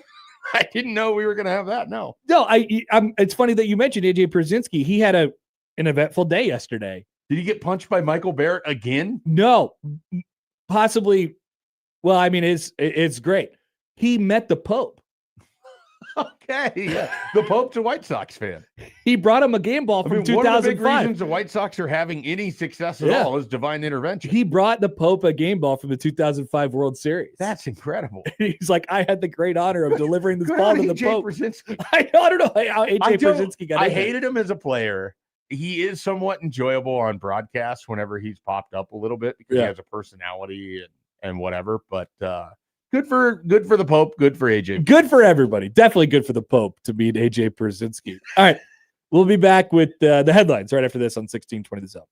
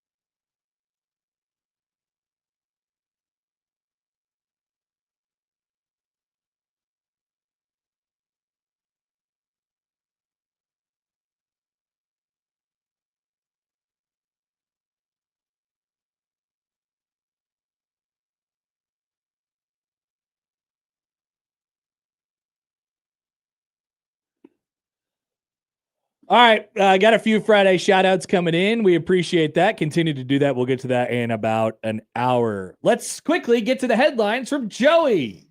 Oh, I picked a bad time to eat during the break. But anyway, soccer superfans cycled nearly 11,000 miles to support World Cup team. What team, you may ask? Who knows? You got to click on the link. Okay. Well, I don't know if that's enough of a tease for me, but we'll see. What's the second story? Large snake, massive spider found sharing space in resident's bedroom.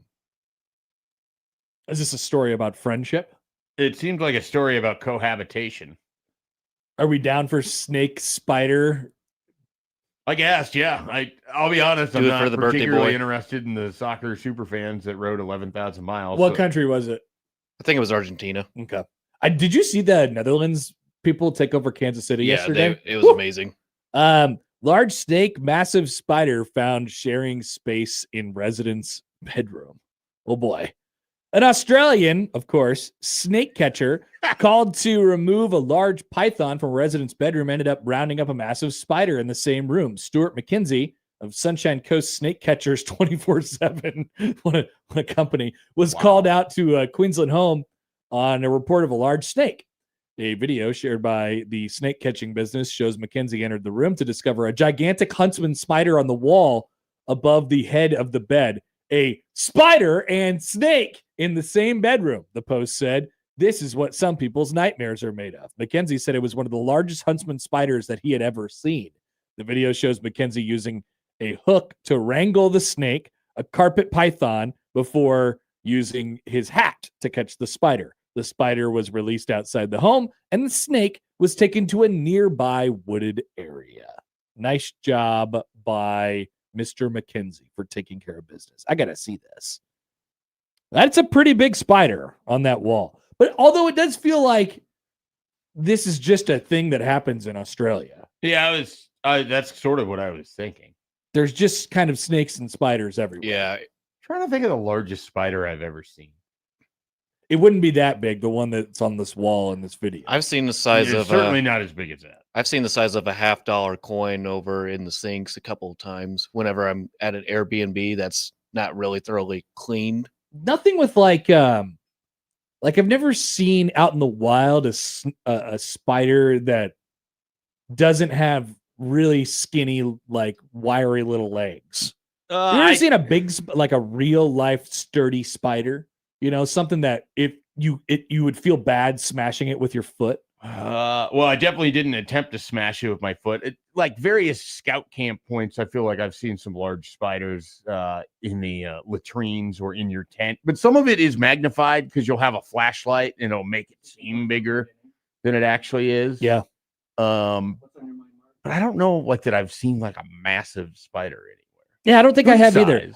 Nothing that I haven't felt like I can't smash with my And shoe. definitely like, not just daddy long leg style legs either. I'll tell you what, snakes out in the wild are pretty scary. Yeah. But at least like I haven't encountered a snake that I didn't feel like was in a high snake probability area. You know what I mean? Like I haven't seen a snake just out in the street. I remember the first I've time seen a couple gardener snakes. Usually when I see a snake, the first time I mowed I'm on over high a alert for a gardener snake. snake. Yeah. Like mowing at my grandma's. Terrifying as a kid. I haven't seen very many surprise snakes. Popped up and then mowed over it. That thing. Did you brrr, It's dead, and then you have to clean it up. And it's like, what the hell just happened? At least it's dead. Well, that's true. It's a gardener snake. It's not gonna hurt you. Those are the headlines. Thank you, Joey. Once again, get those shout outs in. We'll get to those in just a little while here. We will take a break, come back, 8 o'clock hour. We're halfway home on a Friday on Happer and Schaefer on 1620 The Zone.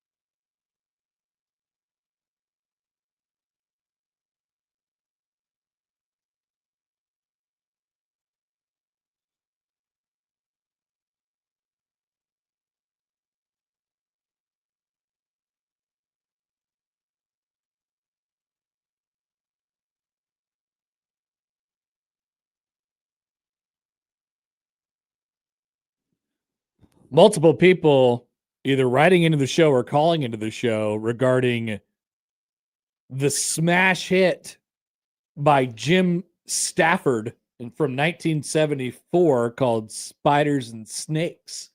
We listened to it during the break. Yes, we did. I felt like I had heard it before, but only the specific part that says, I don't like spiders and snakes. And then you proceeded to sing that specific part. Well, it's sort a of catchy. little bit. It's sort of catchy. You left the studio. I think you sang it on your way out, and then I think you sang it on your way in. I don't like spiders. It's an Then you earworm. sang it when we came back into this segment. It's That an one line. earworm. It's an ear snake. Damn, There you go. nobody There liked you go. that one? There you go. Does it smell a little bit skunky in this room now? Uh-oh, what happened? Connor. No. No, that's a different smell. Thank you. Whoa. You would know. Am I the only one that thinks that You are. I'm like right under this thing and it feels like. So I'm glad that you've I noticed think I this got a now. I think I got a whiff. I'm glad that you've noticed this now, Schaefer, that you have walked a mile in these shoes. You've sat here. I've long said that this seat that I'm sitting in and the seat that you're sitting in, and really the seat that Joey is sitting in, are really three different climates entirely. It's like you're sitting in three It gets different very rooms. hot where you're at. Very hot because you're right underneath I the know. deal, and for some reason it gets shut. And I'm sitting in a space where for some reason there's no airflow whatsoever. I'm kind of Another reason I don't like that spot. I'm over kind of there. in the middle where there's no air vent. I'm kind of in between where there's no air vent and there's one. There's one nearby, but not as far as where you're sitting. Three at. completely different climates. Are they worried about the skunks over at the show tonight? Isn't that part of Skunkville over there? The park? Well, I'm Skunkville? sure they. This area and the skunks. I'm you, sure- you never notice this. But I'm sure they're sometimes cleared some morning- off. What's the deal? I didn't know about Dundee being a skunk Well, town. when we drive in the morning, we'll smell skunks on Yeah. the way, especially on But Farnham when Happer we get never on from seems to Dodge. notice.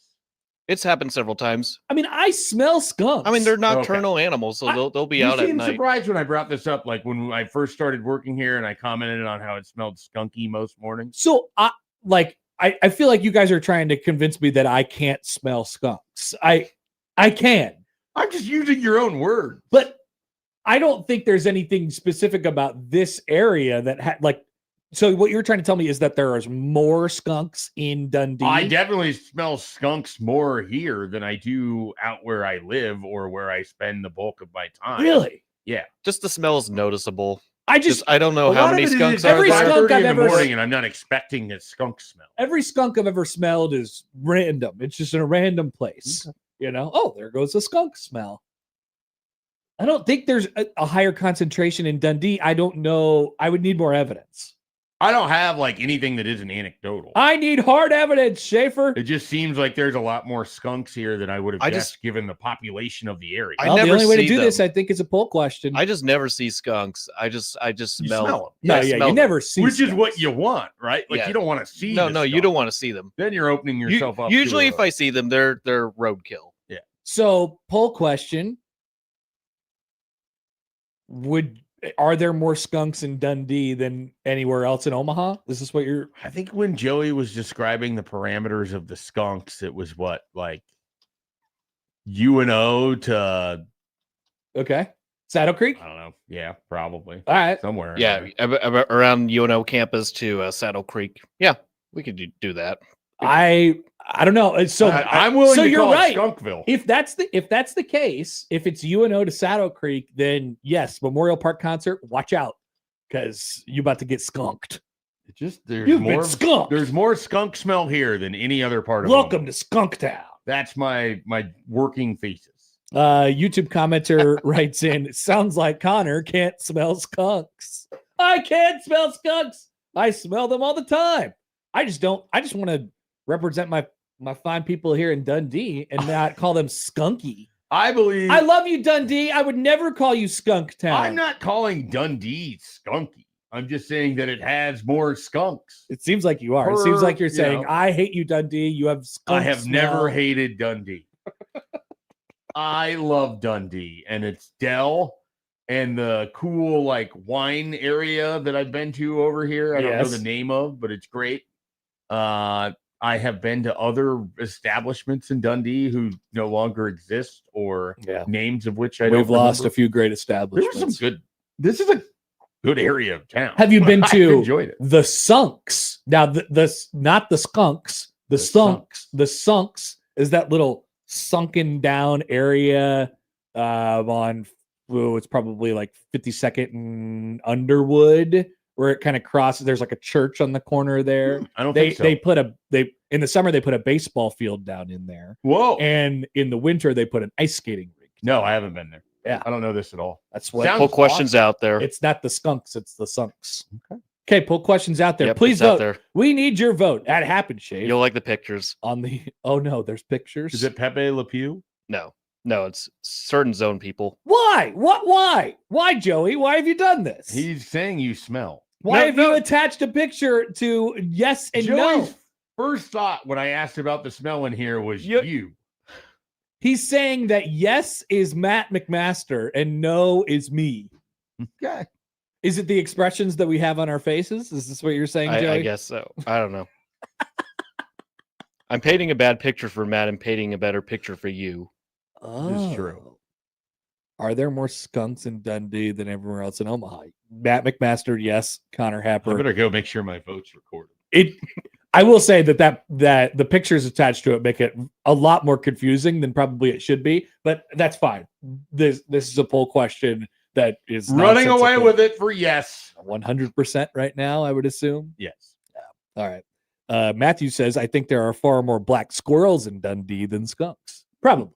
Older trees. But you don't smell black squirrels. I had a neighborhood in Lincoln where there's a lot of black squirrels. To my knowledge, at least, I don't think you smell No skunks, though. Black squirrels. No skunks in the neighborhood? Well, that in Lincoln that I can remember. Gotcha. All right. Well, we want to hear from you all. 402-951-1620. Seth writes in, poll question on the Equitable Bank inbox. Dundee got a lot of skunks. Poll question. That's basically what we did. So please vote. Please vote. Text from the 308. Guys, those are not skunks. It's a college campus. Think about it. No, I know what that smells like too. And it's... If you think those two things are remotely comparable, also, I feel like Happer and I have spent enough time in downtown Denver to definitely be able to distinguish. Yeah, I've been on the... Not that you have to go to downtown Denver to find that smell. That's true. But if you have been on the 16th Street Mall, you know that you're not smelling skunks. You are... It ain't skunks. You know, you're appreciative of the mountain air when you find it. You are. I have a question for you. So I saw this pop up. This is like right before the College World Series. And so the story admittedly is a couple weeks old here. But it got brought up on our podcast in a mailbag question that came out today. So if you want to hear me talk about this twice, then you could feel free to. Ooh. Did you see this? Did you hear about this, Dana Holgerson? Let's see. No, I haven't seen that. Okay. So Florida is doing a stadium renovation as well, much like Nebraska is doing a stadium renovation. Ben Griffin Stadium. Ben Hill Griffin Stadium, a.k.a. the Swamp, is going to be undergoing you ready for this? $1.45 billion renovation to be completed ahead of the 2030 season.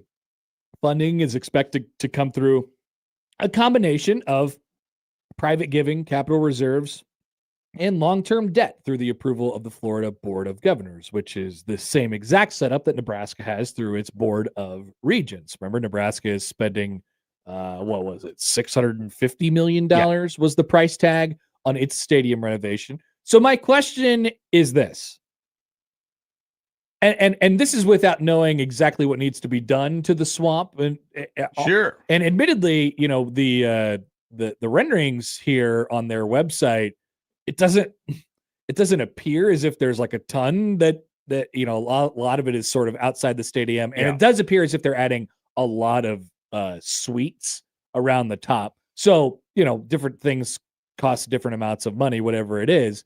But Nebraska, the price tag difference here is sort of what I want to zoom in on, and ask this question: did Nebraska go far enough? in what they're doing with their stadium. Because I mean, remember the original Trev plan, which was viewed as very, very ambitious, and then I think the line from Troy Danon was that it's kind of a lot. We're going to sort of pare that back a little bit. And then the version of it that we got was the version of it that you saw released a month or two ago now. And the price tag is, all things considered, when you look around at some of the other stadium renovations across the country, it's on the cheap side. So I don't know. I don't know how people feel about this. I know when you saw the price tag at first, people got a little sticker shock around here, and they said, no. Actually, they're spending too much money. Why would they spend this amount of $1 million on this stadium? I wonder if it changes your viewpoint at all when you see another school going for $1.5 billion. So I was curious if they had done much work in recent years with this stadium, and their last major renovation was 2003. Ooh. And so it makes me wonder if you combine the East Stadium stuff that Nebraska had done in 2011, 10, 11. And then combined with what they're set to do here and maybe Sure. some of the other things. Now, Florida also had some minor renovations to concourses in 2012. What that actually is, I don't know. But their last big one was 23 years ago. I would argue Nebraska's last big one was 15 years ago with what they did, because it changed the complexion of the stadium with the East. Oh, you're talking about stuff. East, yeah. I guess that was 15 years ago. Yeah. So in my mind, it's always 8. Yeah. No, I know. Isn't it weird? I don't know. There used to be I think time. my brain stopped in 2020. There used to be a time that you could sit in the Nebraska press box and look down Vine Street all the way to 33rd. Yeah. And you could see all of Old Father Hall instead of just the top of it. And so, that I think would count for a major renovation. So I think Nebraska's done a little bit more in there, which maybe so they don't have as much to do. It's a hard question to answer because on the surface, to me, it feels like they probably aren't doing enough. And yet part of that is I feel like the whole stadium needs a larger overhaul. What it seems I feel like this is, when you put it in this context, it kind of does seem like Nebraska maybe stopped short a bit. Yeah. Well, and I think when both athletic directors are probably relatively sensitive to how unpopular it is to change the stadium, which is so odd. I mean, that is obviously a very forefront contributing factor to this. Just the general optics of all of it, whether it's the money that you spend or people's appetite for change. And it's weird for us because I think we're both much more it needs a major facelift. Yeah. And they're already spending $700 million. Right. So why not just short of it? Yeah, do the whole thing, man. And then, so a lot of it to me, I don't think they're doing a lot with North Stadium, right? So North Stadium is, I believe it will remain untouched through this process. Which, ask people that sit there, they need things better there too. Even though they got to redo 20 years ago. Sure. And so, this focus is largely on South Stadium. I'm still hesitant because I don't know what the final product actually, we've had renderings, but it's not. So I think a key to remember here is that the price tag that was initially put out there by Nebraska, it's going to be more. It'll be more than that. Yeah. Now, they could also get in there because the real, the background work is obviously very much underway, but the real aesthetic work, like the stuff that you see with your eyes, that won't begin really until after this season. And so it's possible that they get in there and say, actually, you know what, let's do this thing. And they kind of do it quietly or whatever it is. And and it ends up being a little bit different as far as the scope of the project is concerned. That could be the case. That's not usually the case. That's not usually how this stuff works. They have the plan and they kind of stick to it. But that is possible. And yes, I don't think we have an exact picture of what it's going to look like quite yet. But in general, the money is the price tag is the price tag, and the project is the project. And one of the things that I did hear a little bit at the time when this was announced a couple months ago is why not just do why not do a whole new stadium or whatever it is? And if they had the land, I think there'd be more of an appetite to just starting this thing from fresh. Now that would cause so much anger. I know. You would have to just be willing to be the world's biggest punching bag if you wanted to do that. Isn't that ultimately the problem that is facing? But they just keep building on top of the same landlocked area that you're constricted in terms of what you can actually do. You want to be able to play games there because nobody wants to sacrifice moving home games somewhere else. Lincoln can't accommodate home games anywhere else. There's nowhere in Omaha to go to play football. So then you're talking about having to have your games in Kansas City. And so you'd have to be able to make that work with the Chiefs on top of everything else. You lose the sort of whole economic factor of Lincoln. So there's people in the city of Lincoln that would be very against it. So you're just kind of forced to make do with what you have, which is continually try to restructure and renovate an existing stadium that wasn't built for the way that people look and how people attend games in 2026. Mm-hmm. So it's just it's a unique circumstance. I mean, I can see why this would be a massive headache for Dannon, why it was for Trev Alberts, why it's unpopular, because you can get 10 different people and be like, what's the biggest thing you change with Memorial Stadium? And you get 10 different answers. My read on Dannon is that if he didn't have all this red tape to go through and the optics didn't really matter, that they may have gone that direction with a new stadium. Yeah, that's just in Innovation Campus where they have the land. That is my read on Dannon. I think either that or the scope of this project at this current site of Memorial Stadium would have been a lot bigger.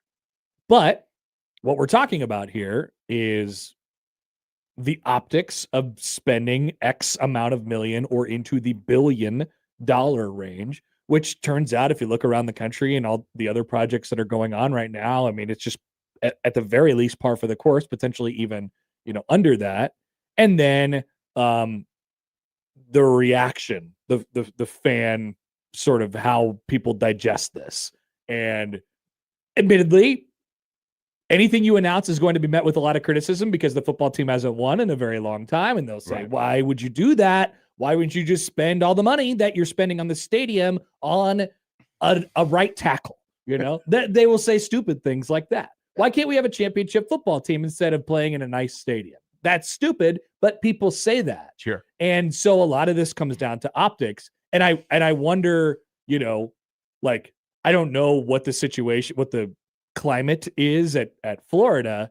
And I wonder what people said when they said, hey, here we go. We got a $1.45 billion project that is coming and it's going to make the stadium awesome and better. And here's how we're going to pay for it.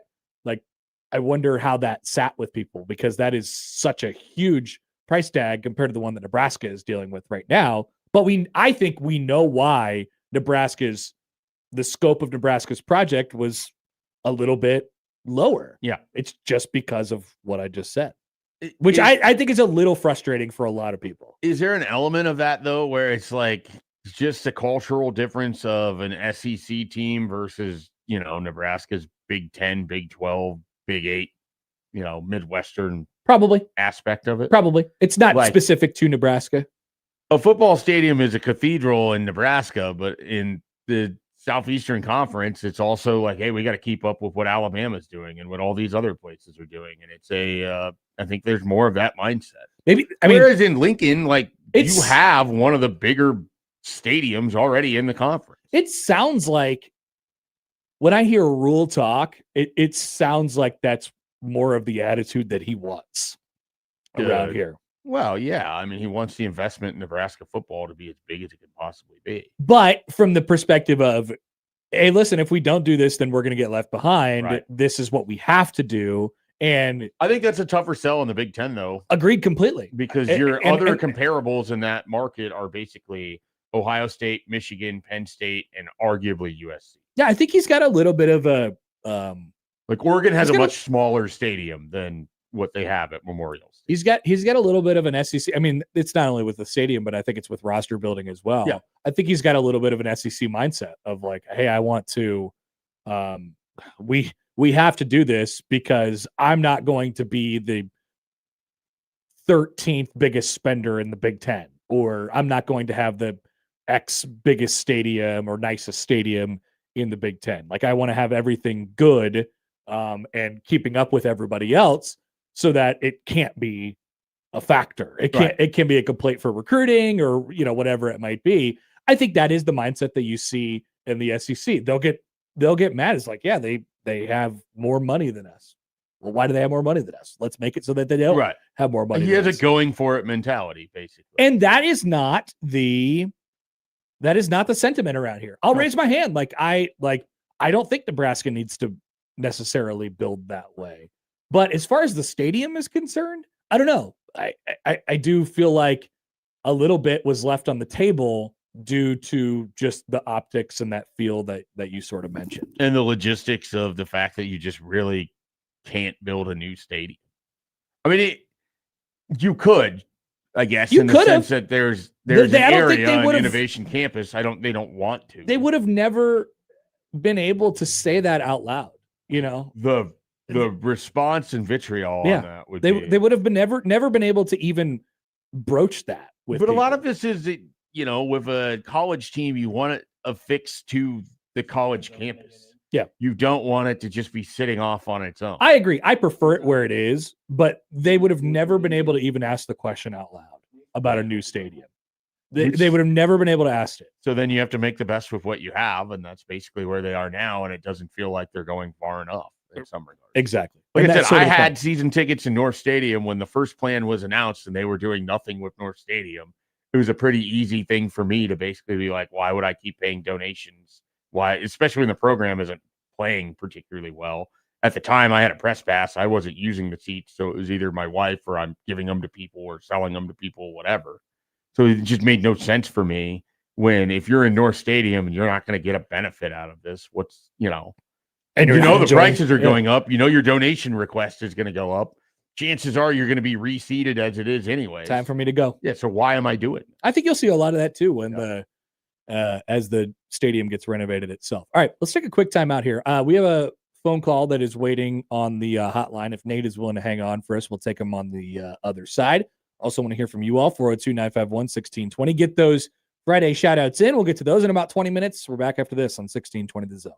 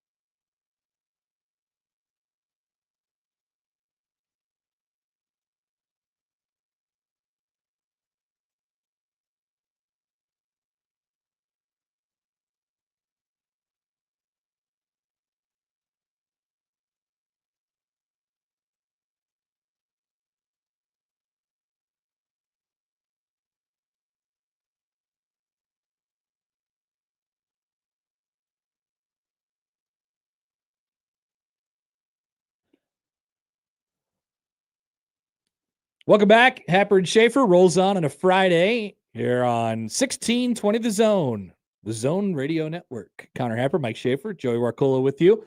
Let's take a phone call on the Prairie Flower Casino Zone hotline. Here's Nate. Thanks for hanging out with us, Nate. What's going on? My friends, it's always good to talk to you. As I'm always. going to make you mad. Oh, I know this one's going to be a hard one. I know. I hate the stadium project. I hate everything about it. It is a further symbol of what is wrong with this school, this program, and this fan base. It's an abomination. Listen, first, you know the number one best guest experience? Winning. I don't listen, if my kid is going to crash my car, I'd rather he crash my Ford Pinto than my Mercedes-Benz. This program hasn't earned that kind of stadium rebuild, first and foremost. Like, and this idea of keeping up with the Joneses is crap. Indiana just won a natty with maybe the worst stadium in Power 5 football. You ever been there? It's horrific. It's bad. Terrible. Not good. Let me tell you something. 2 years ago, my wife, she's obsessed with visiting California once a year. I said, okay, well, we're going to go. My Cubs are in town playing the Angels in some interleague play. We're going to go check us out. I've never been to the Angel Stadium before. This place is decrepit. Paint is falling off the walls. The whole thing smells like a urinal. The only thing that works is the flamethrowers and the outfit. I mean, At least the traffic was good, though. The traffic was horrible, actually. Like, I actually thought that was some of the worst stadium traffic I've ever been into. You can get a Chavez Ravine or It's not great. than that. It's horrible. You been there? I have. Yeah, I've been to Angel Stadium. Oh, it's god awful. And I'm sitting here watching. This is pre-Ohtani trade, and I'm sitting here like, y'all got Trout, y'all got Ohtani. Both of them homered in that game, which was kind of cool. And y'all are playing in essentially a broken down, busted high school stadium. Now, if they're winning, and I was an Angels fan, I was there for the Cubs, obviously. But if I was an Angels fan and they're winning and mashing home runs left and right, do I care that my hot dog came out of a kitchen that smelled like a prison urinal? No, I don't, because I came to watch my team win. This is stupid. And the reality is, Indiana should be exactly what Nebraska is looking at. A small school in the Midwest, right? And we've got a bunch of financial resources, but they're not up there with the Texas, Ohio State, but we want to win. And we have to use our resources wisely. We absolutely should buy an offensive tackle, and to pretend that that is a stupid argument belies the point of the game. Now, as for the optics of this, it's actually worse than you think, because it's not just a matter of, oh, well, the team didn't win. You have the university, which is supposed to be a learning institution, by the way, not a minor league sports franchise, is laying off teachers and cutting off entire programs. And people still care about that. People still have families connected to that.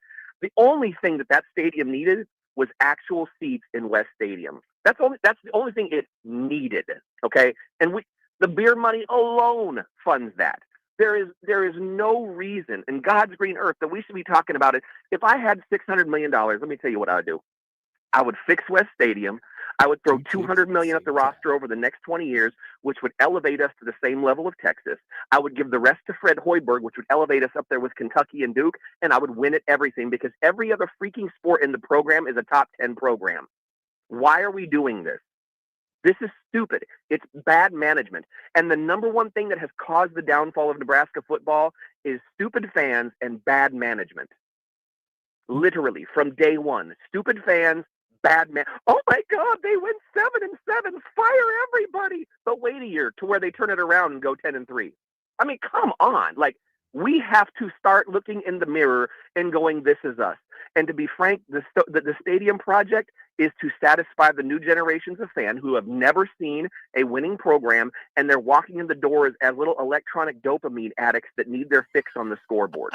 That's all this is. Nate, it's stupid. Great call again. We appreciate it. Absolutely. While I don't agree with the contents of the call, Yeah. I do like the cadence, and the rhythm. tenor, the cadence, the vernacular, all of it was 10 out of 10. What do we get? Prison urinal hot dog? Yeah, it was at first it was a urinal, and then it was a prison urinal, which it kept getting electronic dopamine hits. KD writes in, he says, I think every time Nate calls in, I leave the call thinking, that was dumb. How does he remember to breathe? I don't think that.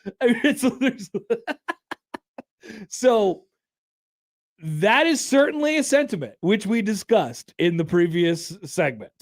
That is certainly a sentiment. Why are they spending all this money because, for this program that stinks. It's worth sort of noting, like, if you're doing the Nebraska-Indiana thing, and I get apples and oranges of basketball and football, but they've renovated Assembly Hall multiple times. Like, that's their crown jewel, not their football stadium. So they're going to put their interest in that because prior to Kurt Signetti, that was sort of the thing for them. Now, renovating basketball and renovating football, massively different price tags. Yeah. Massively different price tags. There's no doubt. I don't like... I on one hand, I understand the idea of you want it to look like you're a program that is sort of grassroots in a way, right? Like, or you want it to be, you want to live in a culture and an environment that rewards good performance. Like, I understand all that, but you're getting all of this money basically from the football program, as with the conference rights and the TV rights and all that stuff. It is because of the football program, regardless if it has had success recently. This is where generally the money is generated from, and so you owe it to throw it back into your program. You owe it to throw it back into your program, to give your program the best step forward platform it could possibly operate from. I think that's a part of this conversation, and it should happen that way. And this is not like it or not. It's just it's a fantasy world that only the things that have success get rewarded.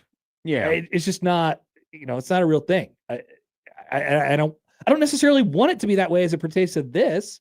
Like I want Nebraska to be a little bit at times quieter about the way they go about their business and all these different things. And, but I also think the stadium that you play in is sort of off to the side of all of the quality of the football over there. Like, whoever steps into Matt Rule's shoes, or Matt Rule himself, they want the stadium to be as nice and as future looking forward as possible. Sure. You can't play in a dump. I mean, there's just some things you can't do. You want your facilities to be good at all times, no matter what. His point on the fan experience improves if Nebraska is winning is well taken. That's absolutely true. And yet at the same time, like, you can do both. Like, they can be successful on the field and also renovate a football stadium. Like, it doesn't have to be an either or equation.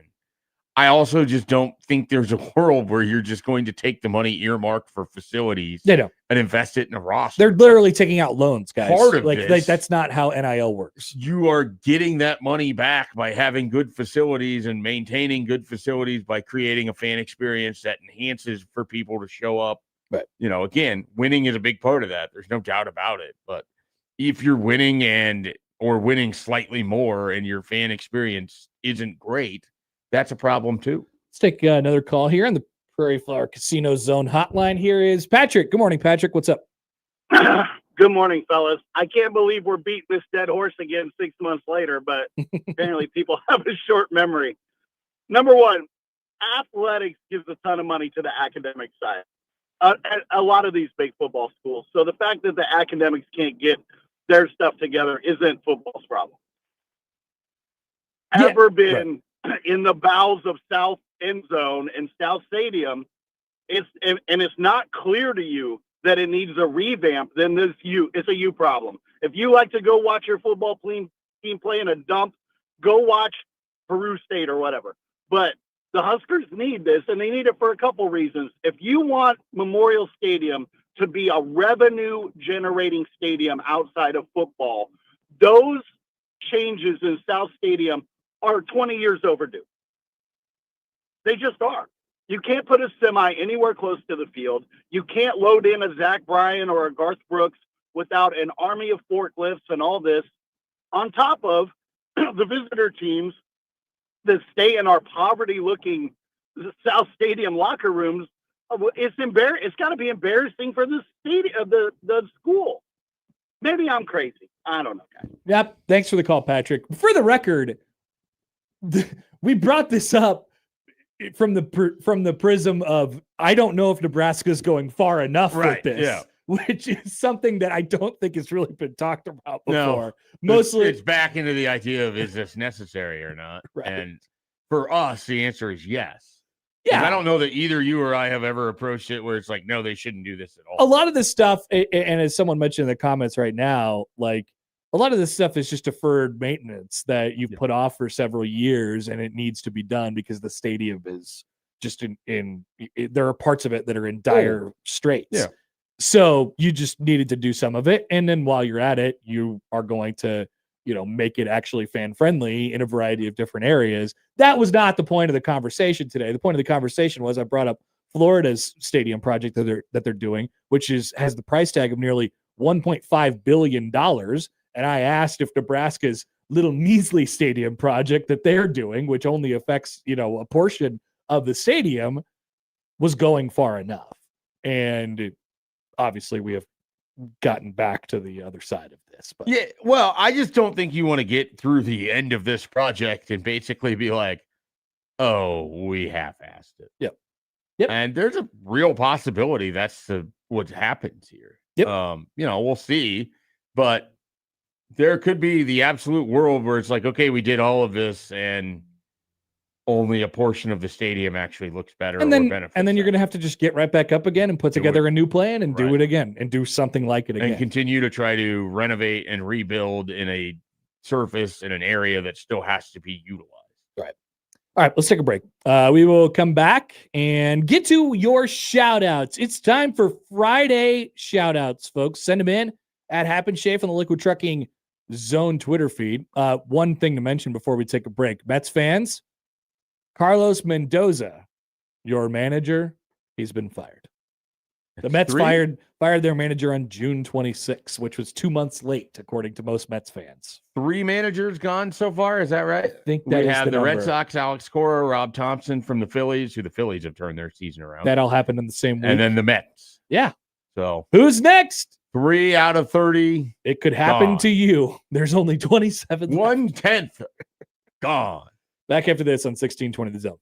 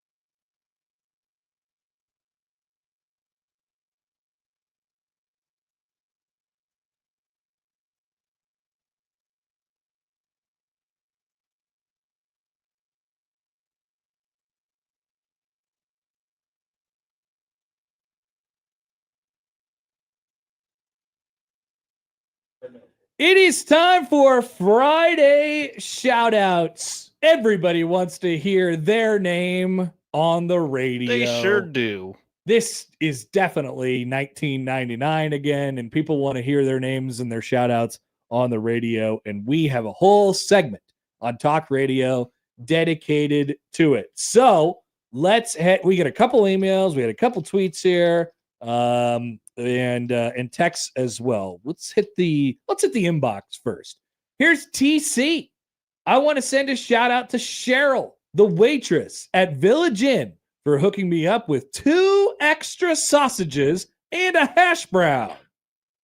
Wow, Pretty good. it's like a half a meal right there. TC has a second nice. shout out, by the way. I want to send a shout out to my former coworkers in the U.S. Army Corps of Engineers. Sinkhole versus void. Sinkholes and voids are similar in that they both form a cavity or empty space in the ground. A void is simply an empty underground space or cavity in the soil or bedrock. A sinkhole is what happens when the ground above a void collapses or slowly sinks, exposing that cavity to the surface. LOL. Peace, TC. Thank you for giving us the definition of sinkhole versus void. We appreciate that. I looked at this. I've read this. I still think they're the same thing. It actually does sound a lot. I understand and I appreciate the effort from TC here. And there's a textbook definition. I'm just choosing to ignore all. You know what they both are? They're terrible. Exactly. They're in Omaha. Here is Zeke. Morning, fellas. Zeke here. I would like to shout out Dylon Raiola. If he hadn't decided to take his ball and go play somewhere else, Nebraska football would still be saddled with his immobile, overthrowing, overhyped ass. So good riddance and send him and his unk.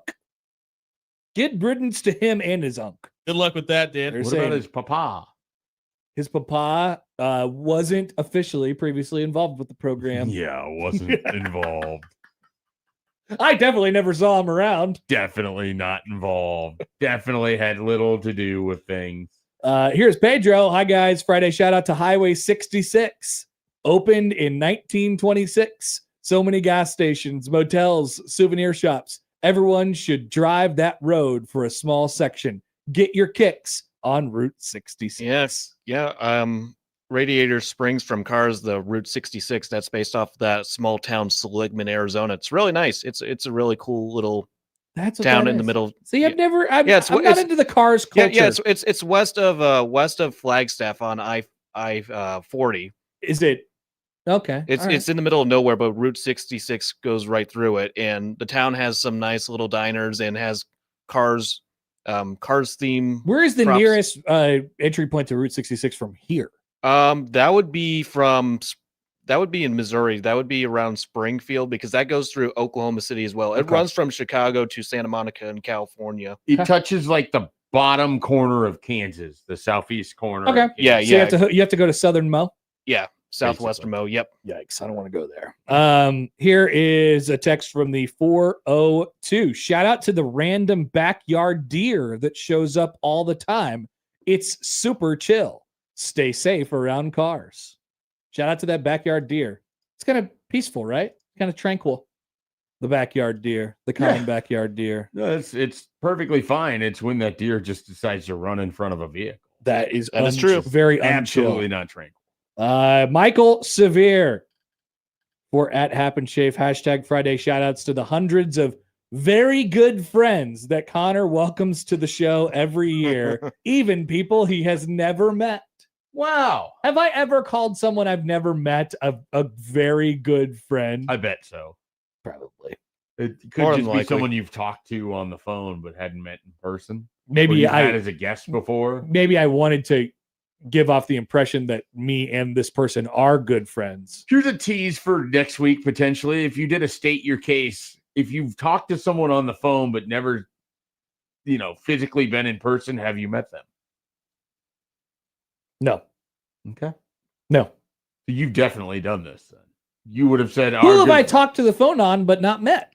I don't know, but you've had radio guests before that you probably never met in person. Very few. Or how about this? Not just phone, but I keep my circle pretty tight. video calls. Like you're doing interviews through video. but you've not met in person. Would you count that as not meeting? Ooh. I don't think so. I don't think you have met It's them. got to be physically in person. You for can know Yeah. them, but I don't think you've met them. Is it better to know or to have met? No, meeting is the higher threshold, right? Meeting is the handshake face to face. Okay. I want to shake your I hand. want to shake your hand. You know somebody. Oh, I know Barack Obama.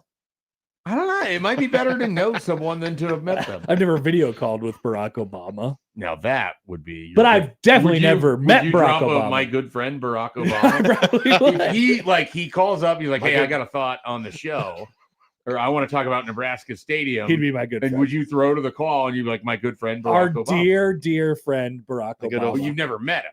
No, that's true. My circle would expand at that point for Barack Obama.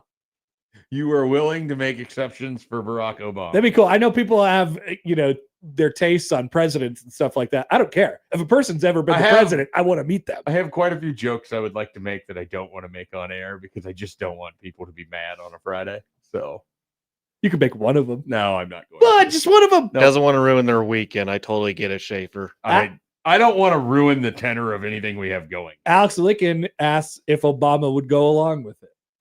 If I called Obama my very good friend, do you think he would? Oh yeah, he would. Do you think he'd be Yeah, like, he would. wait a minute? What did you say? I'm your really good Do you friend. think he'd be like, "Well, we've never met. We're not Did, friends." did you vote for me?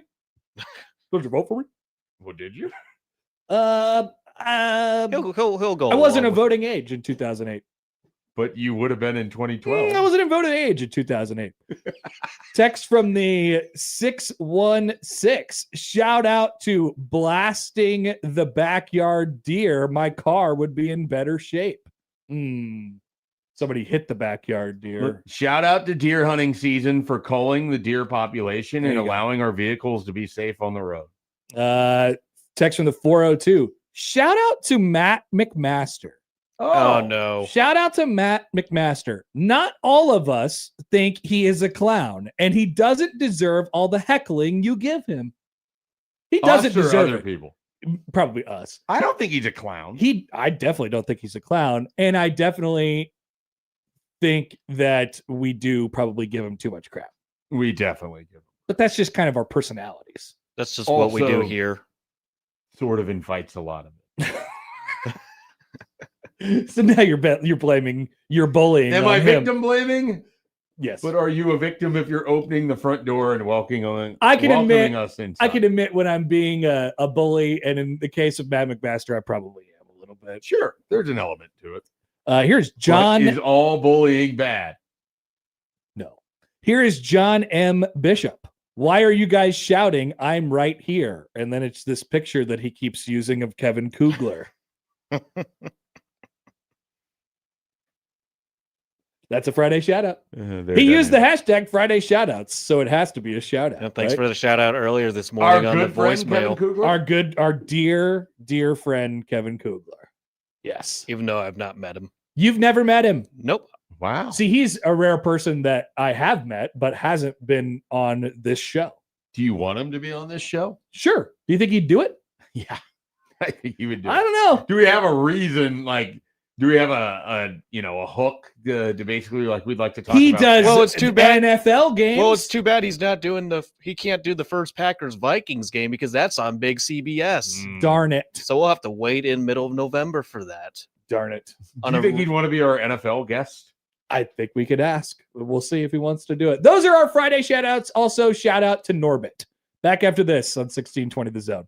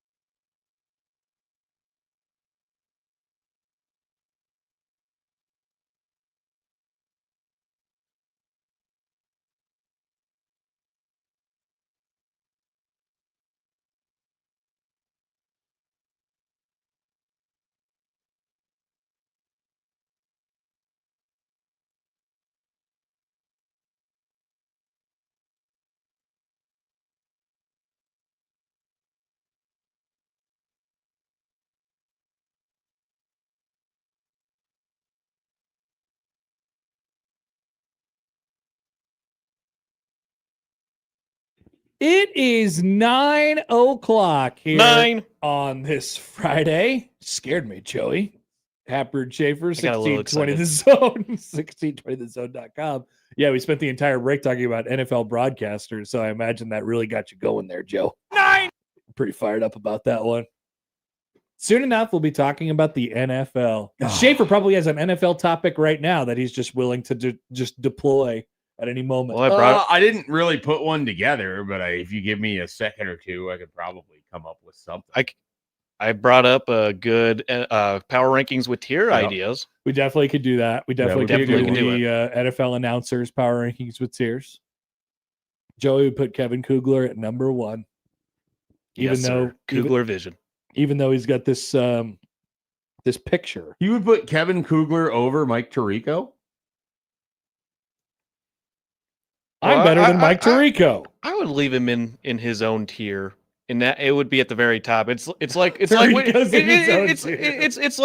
when Schaefer, you were doing the Nebraska quarterback since 2000s tier. You put the Taylor tier above Eric Crouch. Mm-hmm. Just called it the Taylor tier. So you're calling Mike Tirico Eric Crouch? Yeah. Well, not in the mind of Mike Schaefer. Well, not in the mind of me. Yes, because Eric Crouch was definitely better than any other Husker quarterback since 2000. But I don't know. Not sure I agree. Tirico's not that far better than anyone else in the NFL, but he is in the top tier for me. Oh, I don't have it. He wouldn't be my number 1, but I know that you guys are very Tirico pilled. Would he be my number 1? Now we're doing crews, right? Yeah. All the 18 crews. But even if you it just would, he actually would. It would be number 1. Yeah. They're them or Joe Buck, Troy Aikman. That's my favorite broadcast experience. So we're like, if that's what we're ranking, let's do broadcast experience. Yeah. Like, there's nothing better than the Sunday Night Football. Facts. There's just nothing. Throw in Carrie Underwood. It's been that way for a long time too. Like, I don't know when someone's been better than maybe back when I was Monday Night Football as a kid had like a bigger feel to it. So good. It's the best, even though you're a Tirico hater. Yeah, not I can't believe you're out on Tirico. He's such a great announcer. I'm not like out on him. I don't want him fired. I just don't like. I don't revere him. He doesn't get the Tirico hype has been in absolute hyperdrive ever since the Olympics, right? Or no, since the Olympics in the winter. Because remember, he did the Olympics and the NBA, and people are like, "Oh my god!" And the Super Bowl. Sure, and he did that all in like a week or whatever. Yep. And people are like, "We're full on Tirico right now." And I think, and the Derby. Don't forget the Kentucky Derby. People do not forget about the Kentucky Derby. He does a great job. The problem I'm going to have with this is like, what do you do with Al Michaels? He's on prime. He's the greatest broadcaster to me ever. I know. And then, but he's not. He's with Kirk Herbstreit, and it's terrible. Maybe Al Michaels sounds like he just has. They're terrible. A miserable experience when he's calling the game. But then I think about the days of Al and Chris and how much I loved that. Maybe there's an Al Michaels. That was great. Like that was fun. Unassailable. Maybe there's part of it for Tirico memorial is not award. Al Michaels. Like that's part of it for me. Yeah. Maybe there's an Al Michaels like memorial tier. It's basically what it would be. Yeah. Like, I refuse to acknowledge current version. Because you're right. It's it's tough with Herbstreit and how triggered he is all the time and how just disappointed he seems to be doing NFL games. The NFL. It's not good. It definitely doesn't fit that broadcast. No. Because that broadcast is so. I mean, I would rather Andrew Whitworth goes from being the studio guy to sitting with Al Michaels. No, see, I don't know if that helps anything. Do we see Russell Wilson making the jump? It fits that broadcast better, and he's an NFL guy, whereas I don't think of Kirk Herbstreit in that way. Yeah, but Al is not going to be like. Al's not going to get on board with the Andrew Whitworth thing. Like, Al's not getting on board with anything. Exactly. Herbstreit is kind of a good go-between of like he is a serious. I think he takes it probably a little bit too serious at times, and that probably bothers Al. But like he's kind of a good go-between of like, hey, he's still a young guy and he likes to have fun. He knows what's going on, but also, probably allows Kirk in the broadcast booth because he has his dog hanging around with him. That's probably the case. See, the thing with also the the like, case. you're sort of out on Herb Street because of the dog, or you're out on the dog with Herb Street. I'm out on sort the of dog. thing. Oh yeah, for sure. I don't really care about that. I just have never been much of a Herb Street person, anyways. And then you combine it with just the like how annoying it is when we get to CFP time and his just water carrying aspect of. I mean, all of he's it, way overexposed. He's Yeah. doing way too much. which isn't his fault. As not Severe his likes fault. to remind me, when It's I not complain about Giancarlo's this, fault. I too often am overexposed with all of the things that I. Many podcasts. So, we like to work. We do like to work. And we like to have fun too. Did you see this? Did you hear about this? We all went out to dinner the other night. No, I haven't seen that. We did. And we posted a picture on @1620 The Zone on Twitter. And here is that picture. If you're watching along with us on YouTube, we're all at the dinner table. Mike Schaefer is fully in the picture. Yeah, front and center. And look at those shoes. The angle here is what we're sort of dealing with. Matt is very much a prominent piece of the photo. Joey's face is fantastic. I mean, there's really endless stuff. You could see half of my You didn't face. know that you were going to Bubba Cunningham this photo. No, I love it though. You can see half of my face. You can see half of Nick's face. It's all pretty funny. And so what I noticed yesterday is that people really enjoyed commenting on this picture on social media, and I wanted to read a couple of them. First of all, Ray writes in. He says, "All I see is Josh's big teeth and the Matt McMaster weird look on his face." I don't know why Matt looks like that, but it's kind of funny. That's sort of his photo, though. I know. Like the photo that was used for the skunk poll earlier today, like similar kind of like straight rod, makes his face look like that's his like photo face. Reggie writes in, "My lord, that group claims to know sports. No wonder ratings have plummeted." Oh no, Reggie, I got to tell you, I don't know where you're getting your information, but I don't think it's very good. As prior to this, like when message board threads would pop up about No wonder that place is about 1620 and the various shows, and I would read people like, "Yeah, they're just no one listens. It's just a failure." And it's like, no. I just think these people have bad information. That's all. They tend to assume that their opinion trumps how other people might. We're not ones to toot our own horns, but I think we're okay. Black, I think we are. Black 41 Flash Reverse writes in, "You can tell this is a group who talks about sports, parentheses, some think they should be the coach or a GM," which I've talked to all of us here at 1620 The Zone, and we definitely all think we would do a better job than the coaches and the GMs versus the actual athletes who play it. I can't believe no one thinks there's athletes there. A guy ate a 14-ounce porterhouse and went and played softball. Let's see an account whose entire name and personality is based off of a play call from 2001. Do that. And then you have a couple more that I enjoy. Here's BJ. "Who's the hippie?" I believe that is Josh Peterson. Yeah. His hair is very prominent. The Josh Peterson hair has definitely become a focal point. I mean, the way it sort of shifted off the side of his head there to the I know. left. It looks like it's just hanging out there. Well, it looks like his wig kind of got, moved a little bit. It And does. so it's not It's kind of quite pushed off to not the quite side. on. Someone's burner account writes in, "Someone's mother failed to remind them about caps on at the dinner table." To be fair to Nick and Jake, this is before any of us had really started, eating, and it's okay. We're not like, we're just a bunch of dudes just hanging out. Yeah, some people were coming from work too. That's why their shirts don't have. Also, I Googled this phrase because I didn't know what it meant. The Harbinger of Corn writes in, @Skurs on top. He said 1620 the chuds. And then I had to learn what a chud was, which is basically, what you think, how it's being used. You're basically just an idiot. Definitely a compliment. Unfortunately, it doesn't seem like it. Oh, was. no. Unfortunately, it doesn't seem I'm like it was. shocked. Also, Jake writes in, "Did someone try and break the silence at the table by awkwardly bringing up the vaccine status of those in the Air Force?" I don't even know what that's in It reference was to. from the severe Josh Peterson show. Let's see, the Friday. I don't remember this.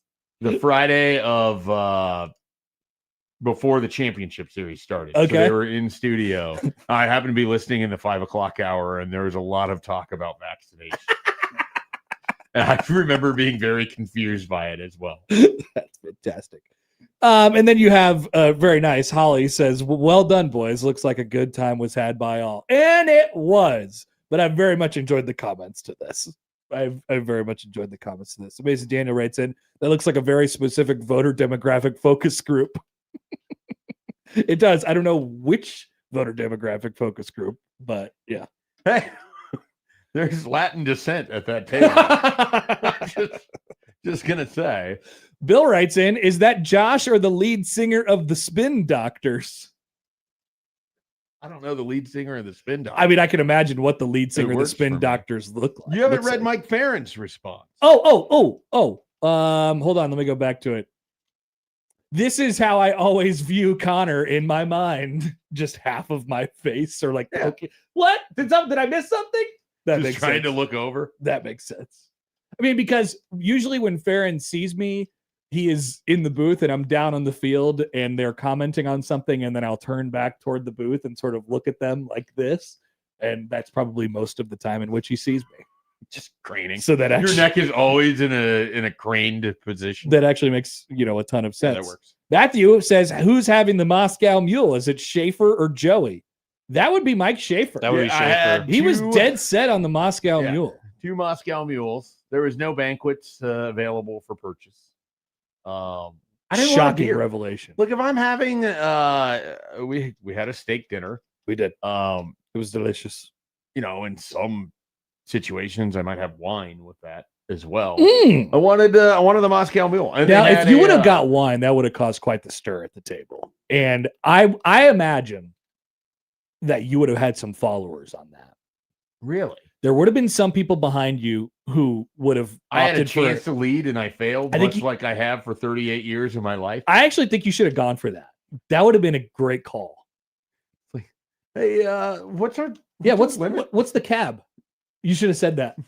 And people down the line would have been like, "Whoa, I think what did he just say?" I think people like wine more than they're willing to let on. This is a good take.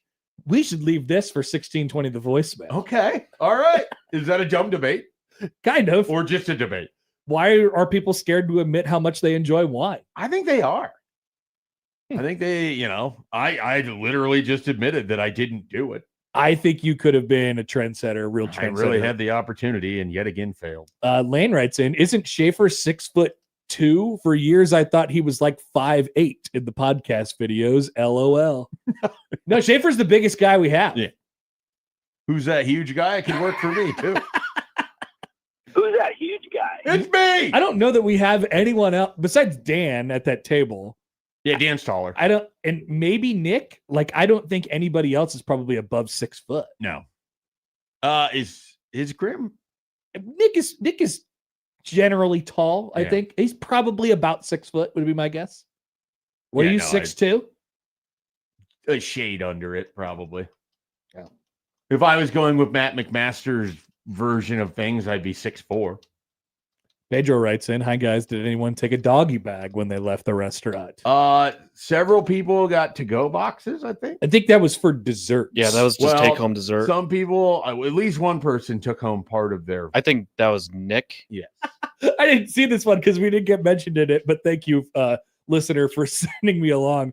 Someone with a Twitter account, Keisei Tominaga Fan Club. Oh, this guy hates me. They grabbed the picture and they said "Nightmare Blunt Rotation." He's probably not wrong. Did you read? I mean, it would be a nightmare for literally everybody. Did you read Stibbs' comment on the Twitter? No, what did he say? No, he said it's a win-win if you're sitting. It's a win-win for seating wise because you're either sitting near Joey or sitting near John and Josh. Something like that. He wouldn't want to sit near John and Josh, right? I think he would want to sit closer to the front of the table. I mean, that was also one of the topics that was thrown out there, like where you sitting. That's what Brunt said yesterday. I don't know what kind of response he got to that, but it was basically, those. Are they going to turn this into the airplane row? And So then... I think that's a great idea. Yeah. Now everyone would just comment on it and say, "Nowhere, please let me jump off the plane and die." Like the that's only what way they we would could say. do this is if you do it where it's 3 on the left and then 2 on the right or whatever, and then you put Matt in a solo seat. I mean, as long as everybody's okay with like mildly getting their feelings hurt, I'm down. I feel like you kind of have to be in this profession. At least I think that anyway. I don't care. Zeke says Josh actually looks like Kenny G. Did he have his flute? Nobody had a flute. He plays Yaz flute. Alex Licken says this dinner will be talked about for a long time, sort of like another dinner. Based off of the Keisei Tominaga response, it made me think about how, like, in another light that looks like Get Out, like you come back from the tea and that's what you're experiencing. Sit there, you're like, whoa, what did I do? Oh wow, look at all of the these, way we're all staring into the camera. I mean, all of these white people sitting here at a steakhouse. Okay, you're actually right. This is actually terrifying. Yeah. Let's take a break. Michael Severe, diverse opposite. That's what that picture was. No doubt. A guy who would fit very well into that picture, Jake Sorensen, joins us next on 1620 The Zone.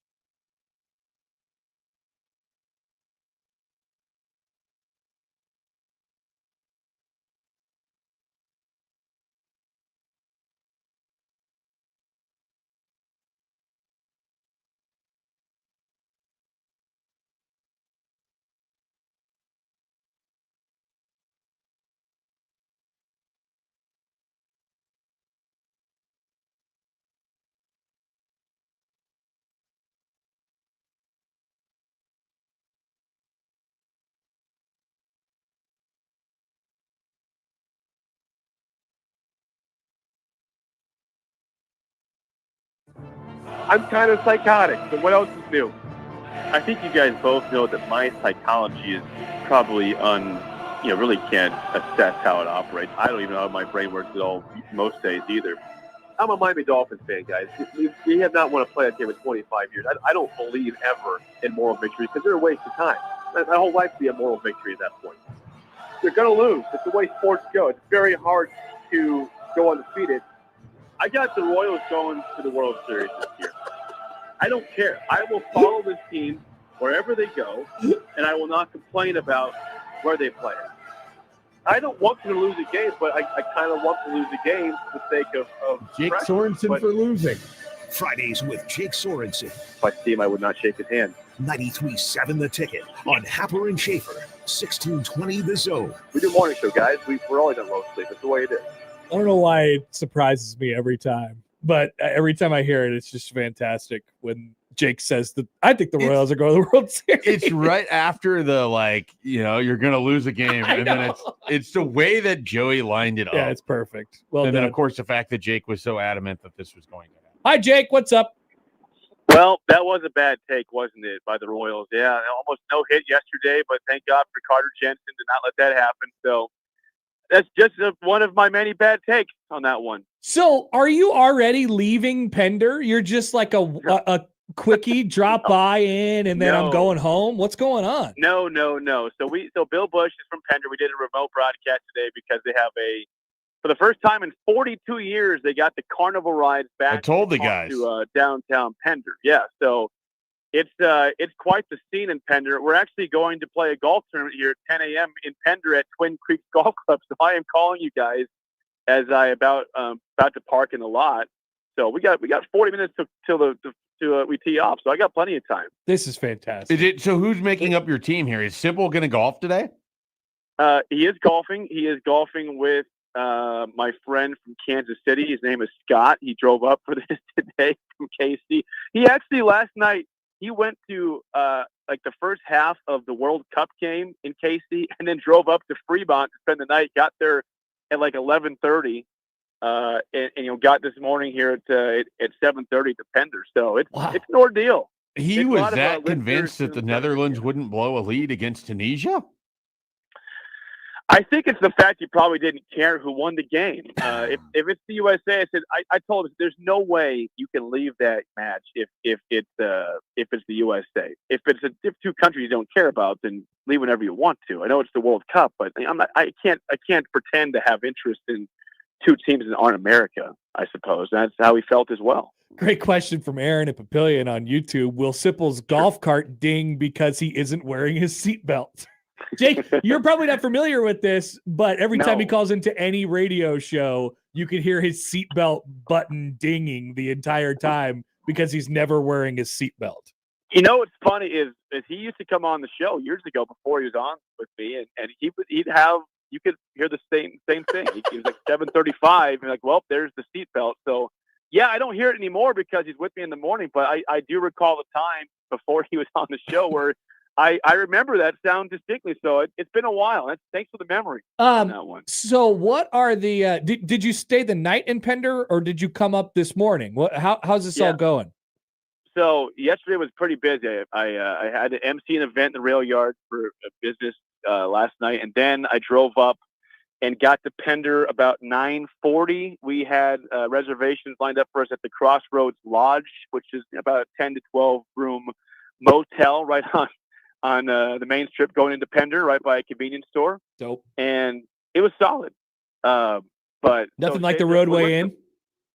The Roadway Inn was definitely bigger than this. There was no breakfast here. We didn't eat breakfast because they had food provided for us at downtown. But we went to the bar. There's one bar in town called the other side, I believe. And there's 80 people there. Some people from Pender, some not. Had some libations, got to bed about 11:30, woke up at 5, and here we are. Wow. Will you eat at the famous bowling alley at some point here while you're in Pender? Potentially. So we're going to eat here at the golf course, I know, and then I'm supposed to get back to Lincoln I'm supposed to play golf tonight, at 5. What the? In Lincoln. I don't.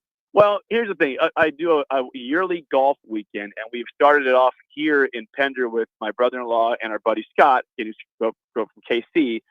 So we're doing this Pender outing. Then we're supposed to play in Lincoln at Highlands, and then we're playing Beatrice tomorrow. We're playing Firethorn Sunday. So it's going to be a lot in a little time. And so I don't think we'll have time for the bowling alley. But I have heard, like you said, Schaefer, the reviews about it. It is a very impressive place that people do like here. Yeah, I was driving through Pender a couple years ago, and I almost stopped to eat at the bowling alley. Wow, I haven't heard about because this. Bill was so strong with his praise of it. Okay, this is good. Okay, so what is it like Pender Days, or what's actually happening? So yeah, they have an event, every late June, last weekend of June, just like but they usually don't have a carnival. It's usually like a street dance with the beer garden, but now they have all that, plus they have like 8 carnival rides. They got a zero gravity ride, they've got a merry-go-round, they've got like a tilt-a-whirl.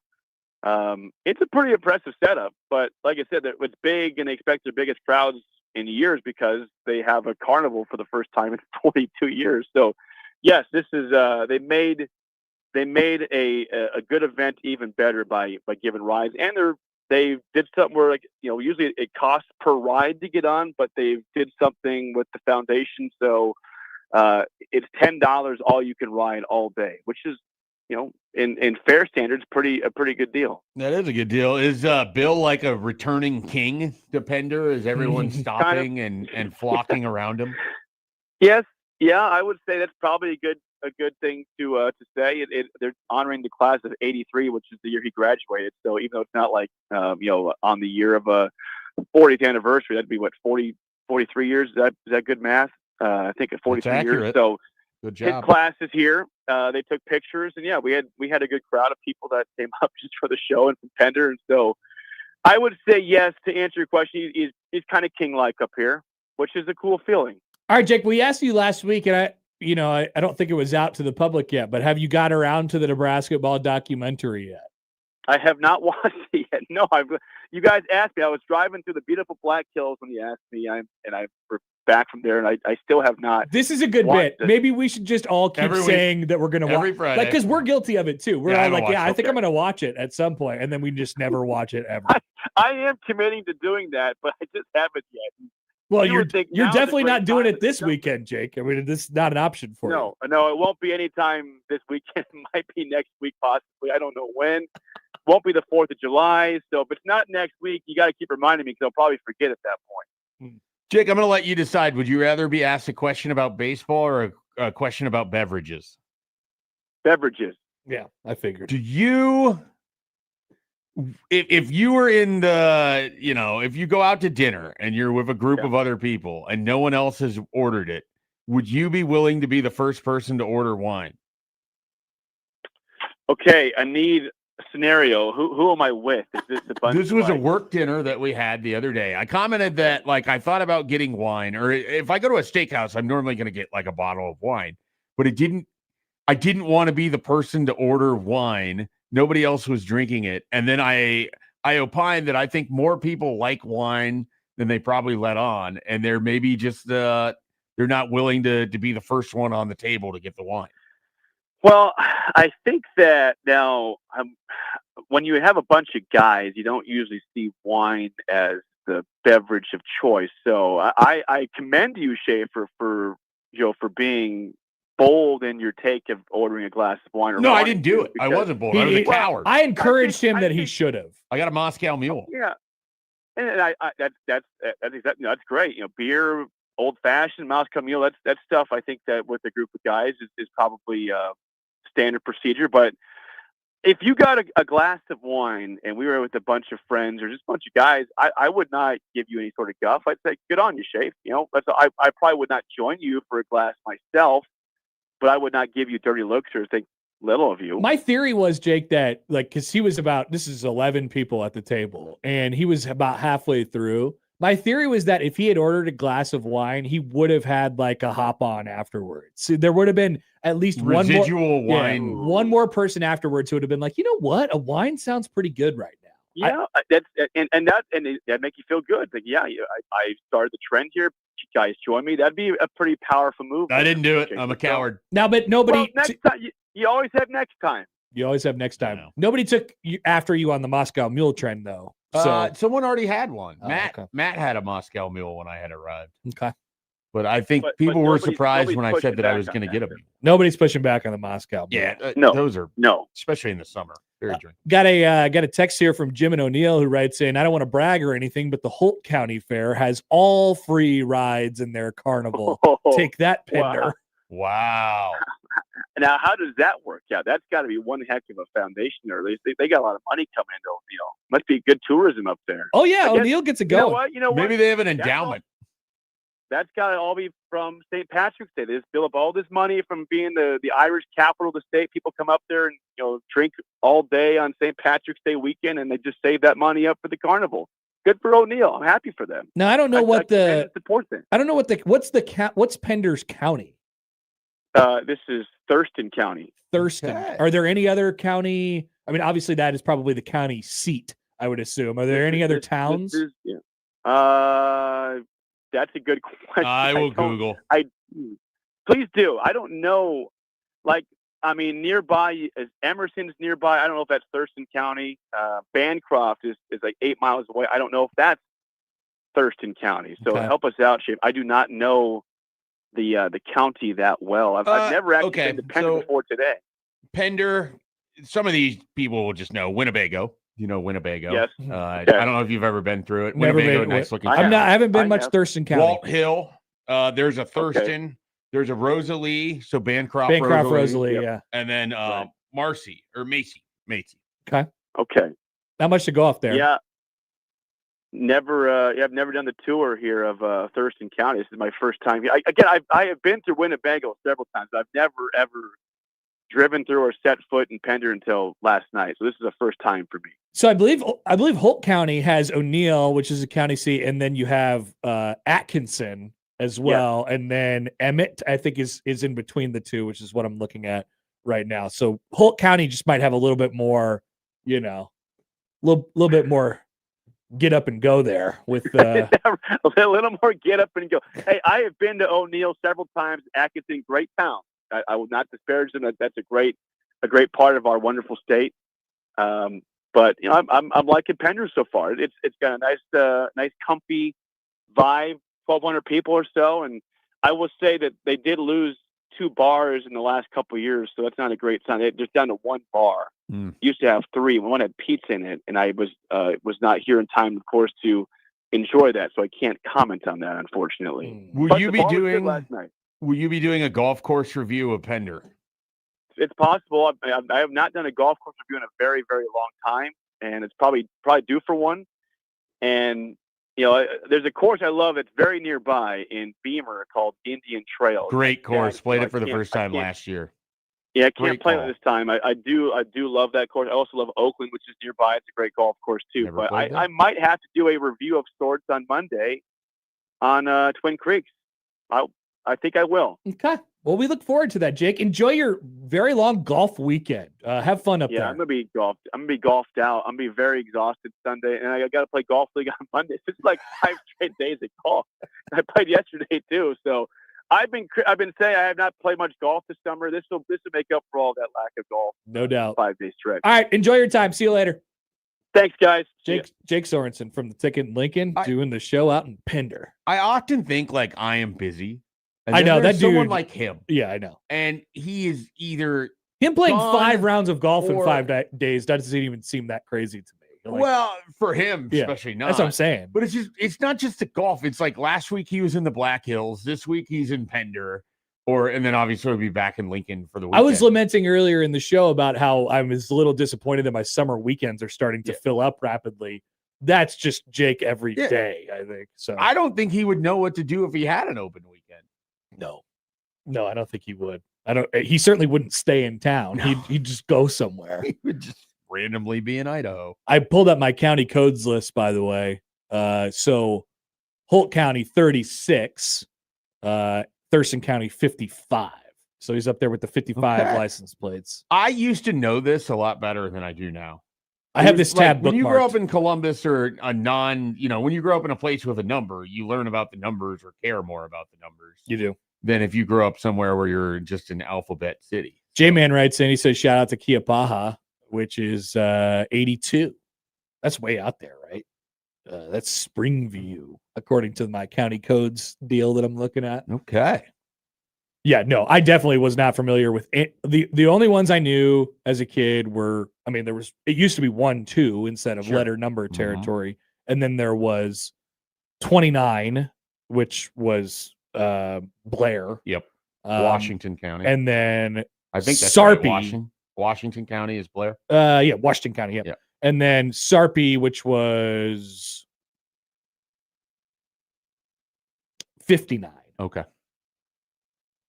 But Sarpy got eaten up by Sure. the 1-2s, you Mhm. know, and then there you go. All right, that's enough history from the Omaha folks on the counties. We'll take a quick break and round things out after this on 1620 The Zone.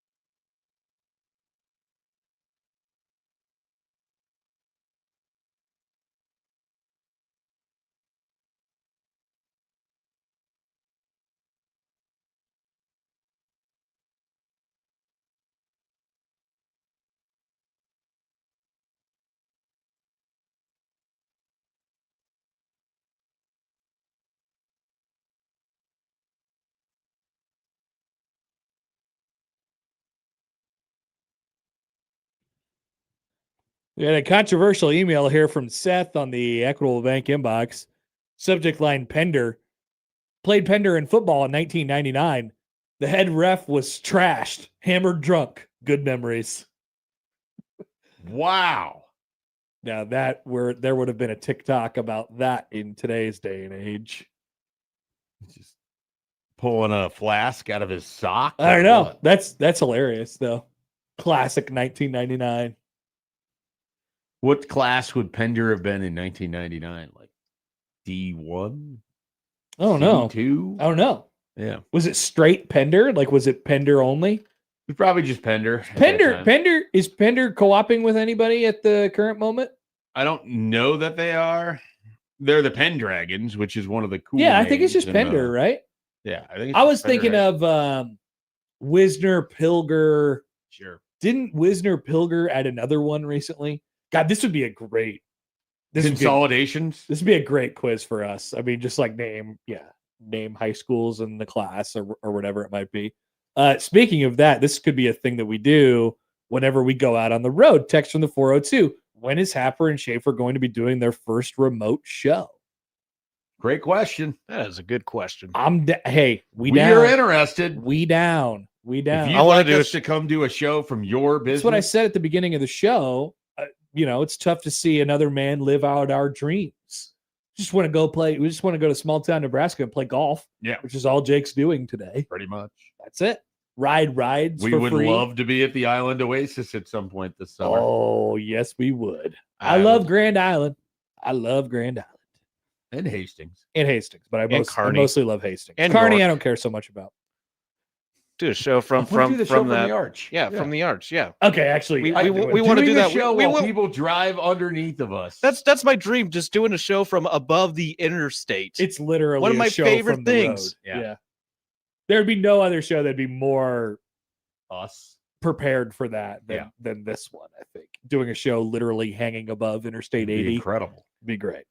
And we could get people to honk for Happer and Schaefer. We could put a sign in the window. That would be fun. We could probably cause some commotion on I-80, but that's okay. It's nice and wide out give there. traffic reports on the interstate in Kearney. Doesn't it turn how into many times I would say honk honk? Doesn't during it that turn show? into 3 lanes and like right around Kearney, right around that Kearney exit, just for a brief moment? That sounds right. It's I think just so, know just it. for exit It's 231 so or wide 271. open, wide open. Construction, I think, is largely finished in that area too over the last couple of years. They finally did it. Yeah, good for them.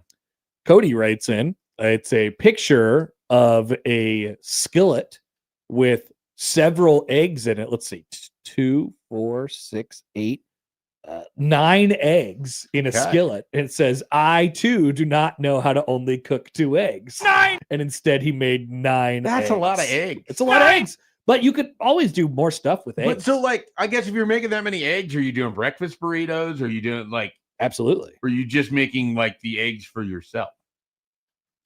I mean, you could make a bunch of breakfast burritos for only yourself, Sure. but save them for a long period of time. That Whatever would it be is. a really smart way to do it. That's what I do with my casseroles. Yep. Maybe I should make a casserole tomorrow. When's the last time you made a casserole? It's been since it was cold outside. Okay. Probably May, yeah, when it was March. in the- March the maybe. 70s? No, it's been later than May. I haven't made a casserole at my new house yet. So it's probably March or Oh, you haven't broken the house into the casserole? Mm-mm. Wow. February or March probably is my last casserole. What do you throw in the casserole? I want to know more about this casserole. It's like hash browns, like the Do you have the bread on the bottom? The Hash brown, eggs, meat, hash brown is peppers. Is the base. the base. Okay. And then you dump the The egg egg wash in there, and then peppers, sausage, and cheese. Pretty much it. Sign me up. You just dump a bunch of stuff I'm in a thing, and you bake it for a little while. It's fantastic. Jimmy O'Neill says Pender co-ops for baseball and softball. Ah. Let's see here. And then somebody also said what class they were in 1999. Anthony says Pender was C2 in 1999. Okay. 11 man.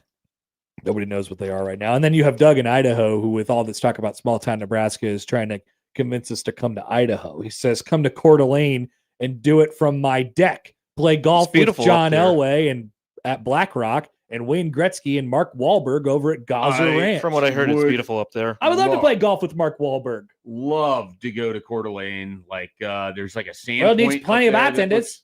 Awesome. Yeah, Idaho is gorgeous. I've never went into a state on a trip where I had less expectations and was blown away by the sheer beauty of it. Terry says, I highly recommend playing Wayne Country Club.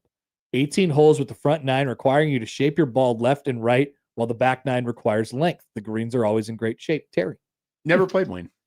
Driven by it many times. There's one thing I think I can do, but I definitely can't do is shape my shots. So that sounds hard. Sounds like a lot of laying up for me. I just swing. Yeah.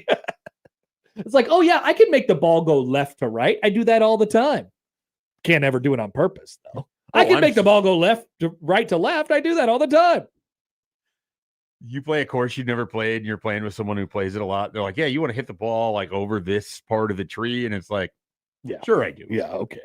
It's going to be over here, but yeah. It's like telling me to, throw it through a keyhole or something like that. It's like, it ain't happening, man. Basically. I'm going to put it out there. We're going to see what happens. Do you think Matt will bring his clubs into the studio? I think so. He's got to keep it tight. He's going to do it. He's got to keep it pretty tight. Speaking of Matt, let's do a crossover with him before we send him off for his weekend.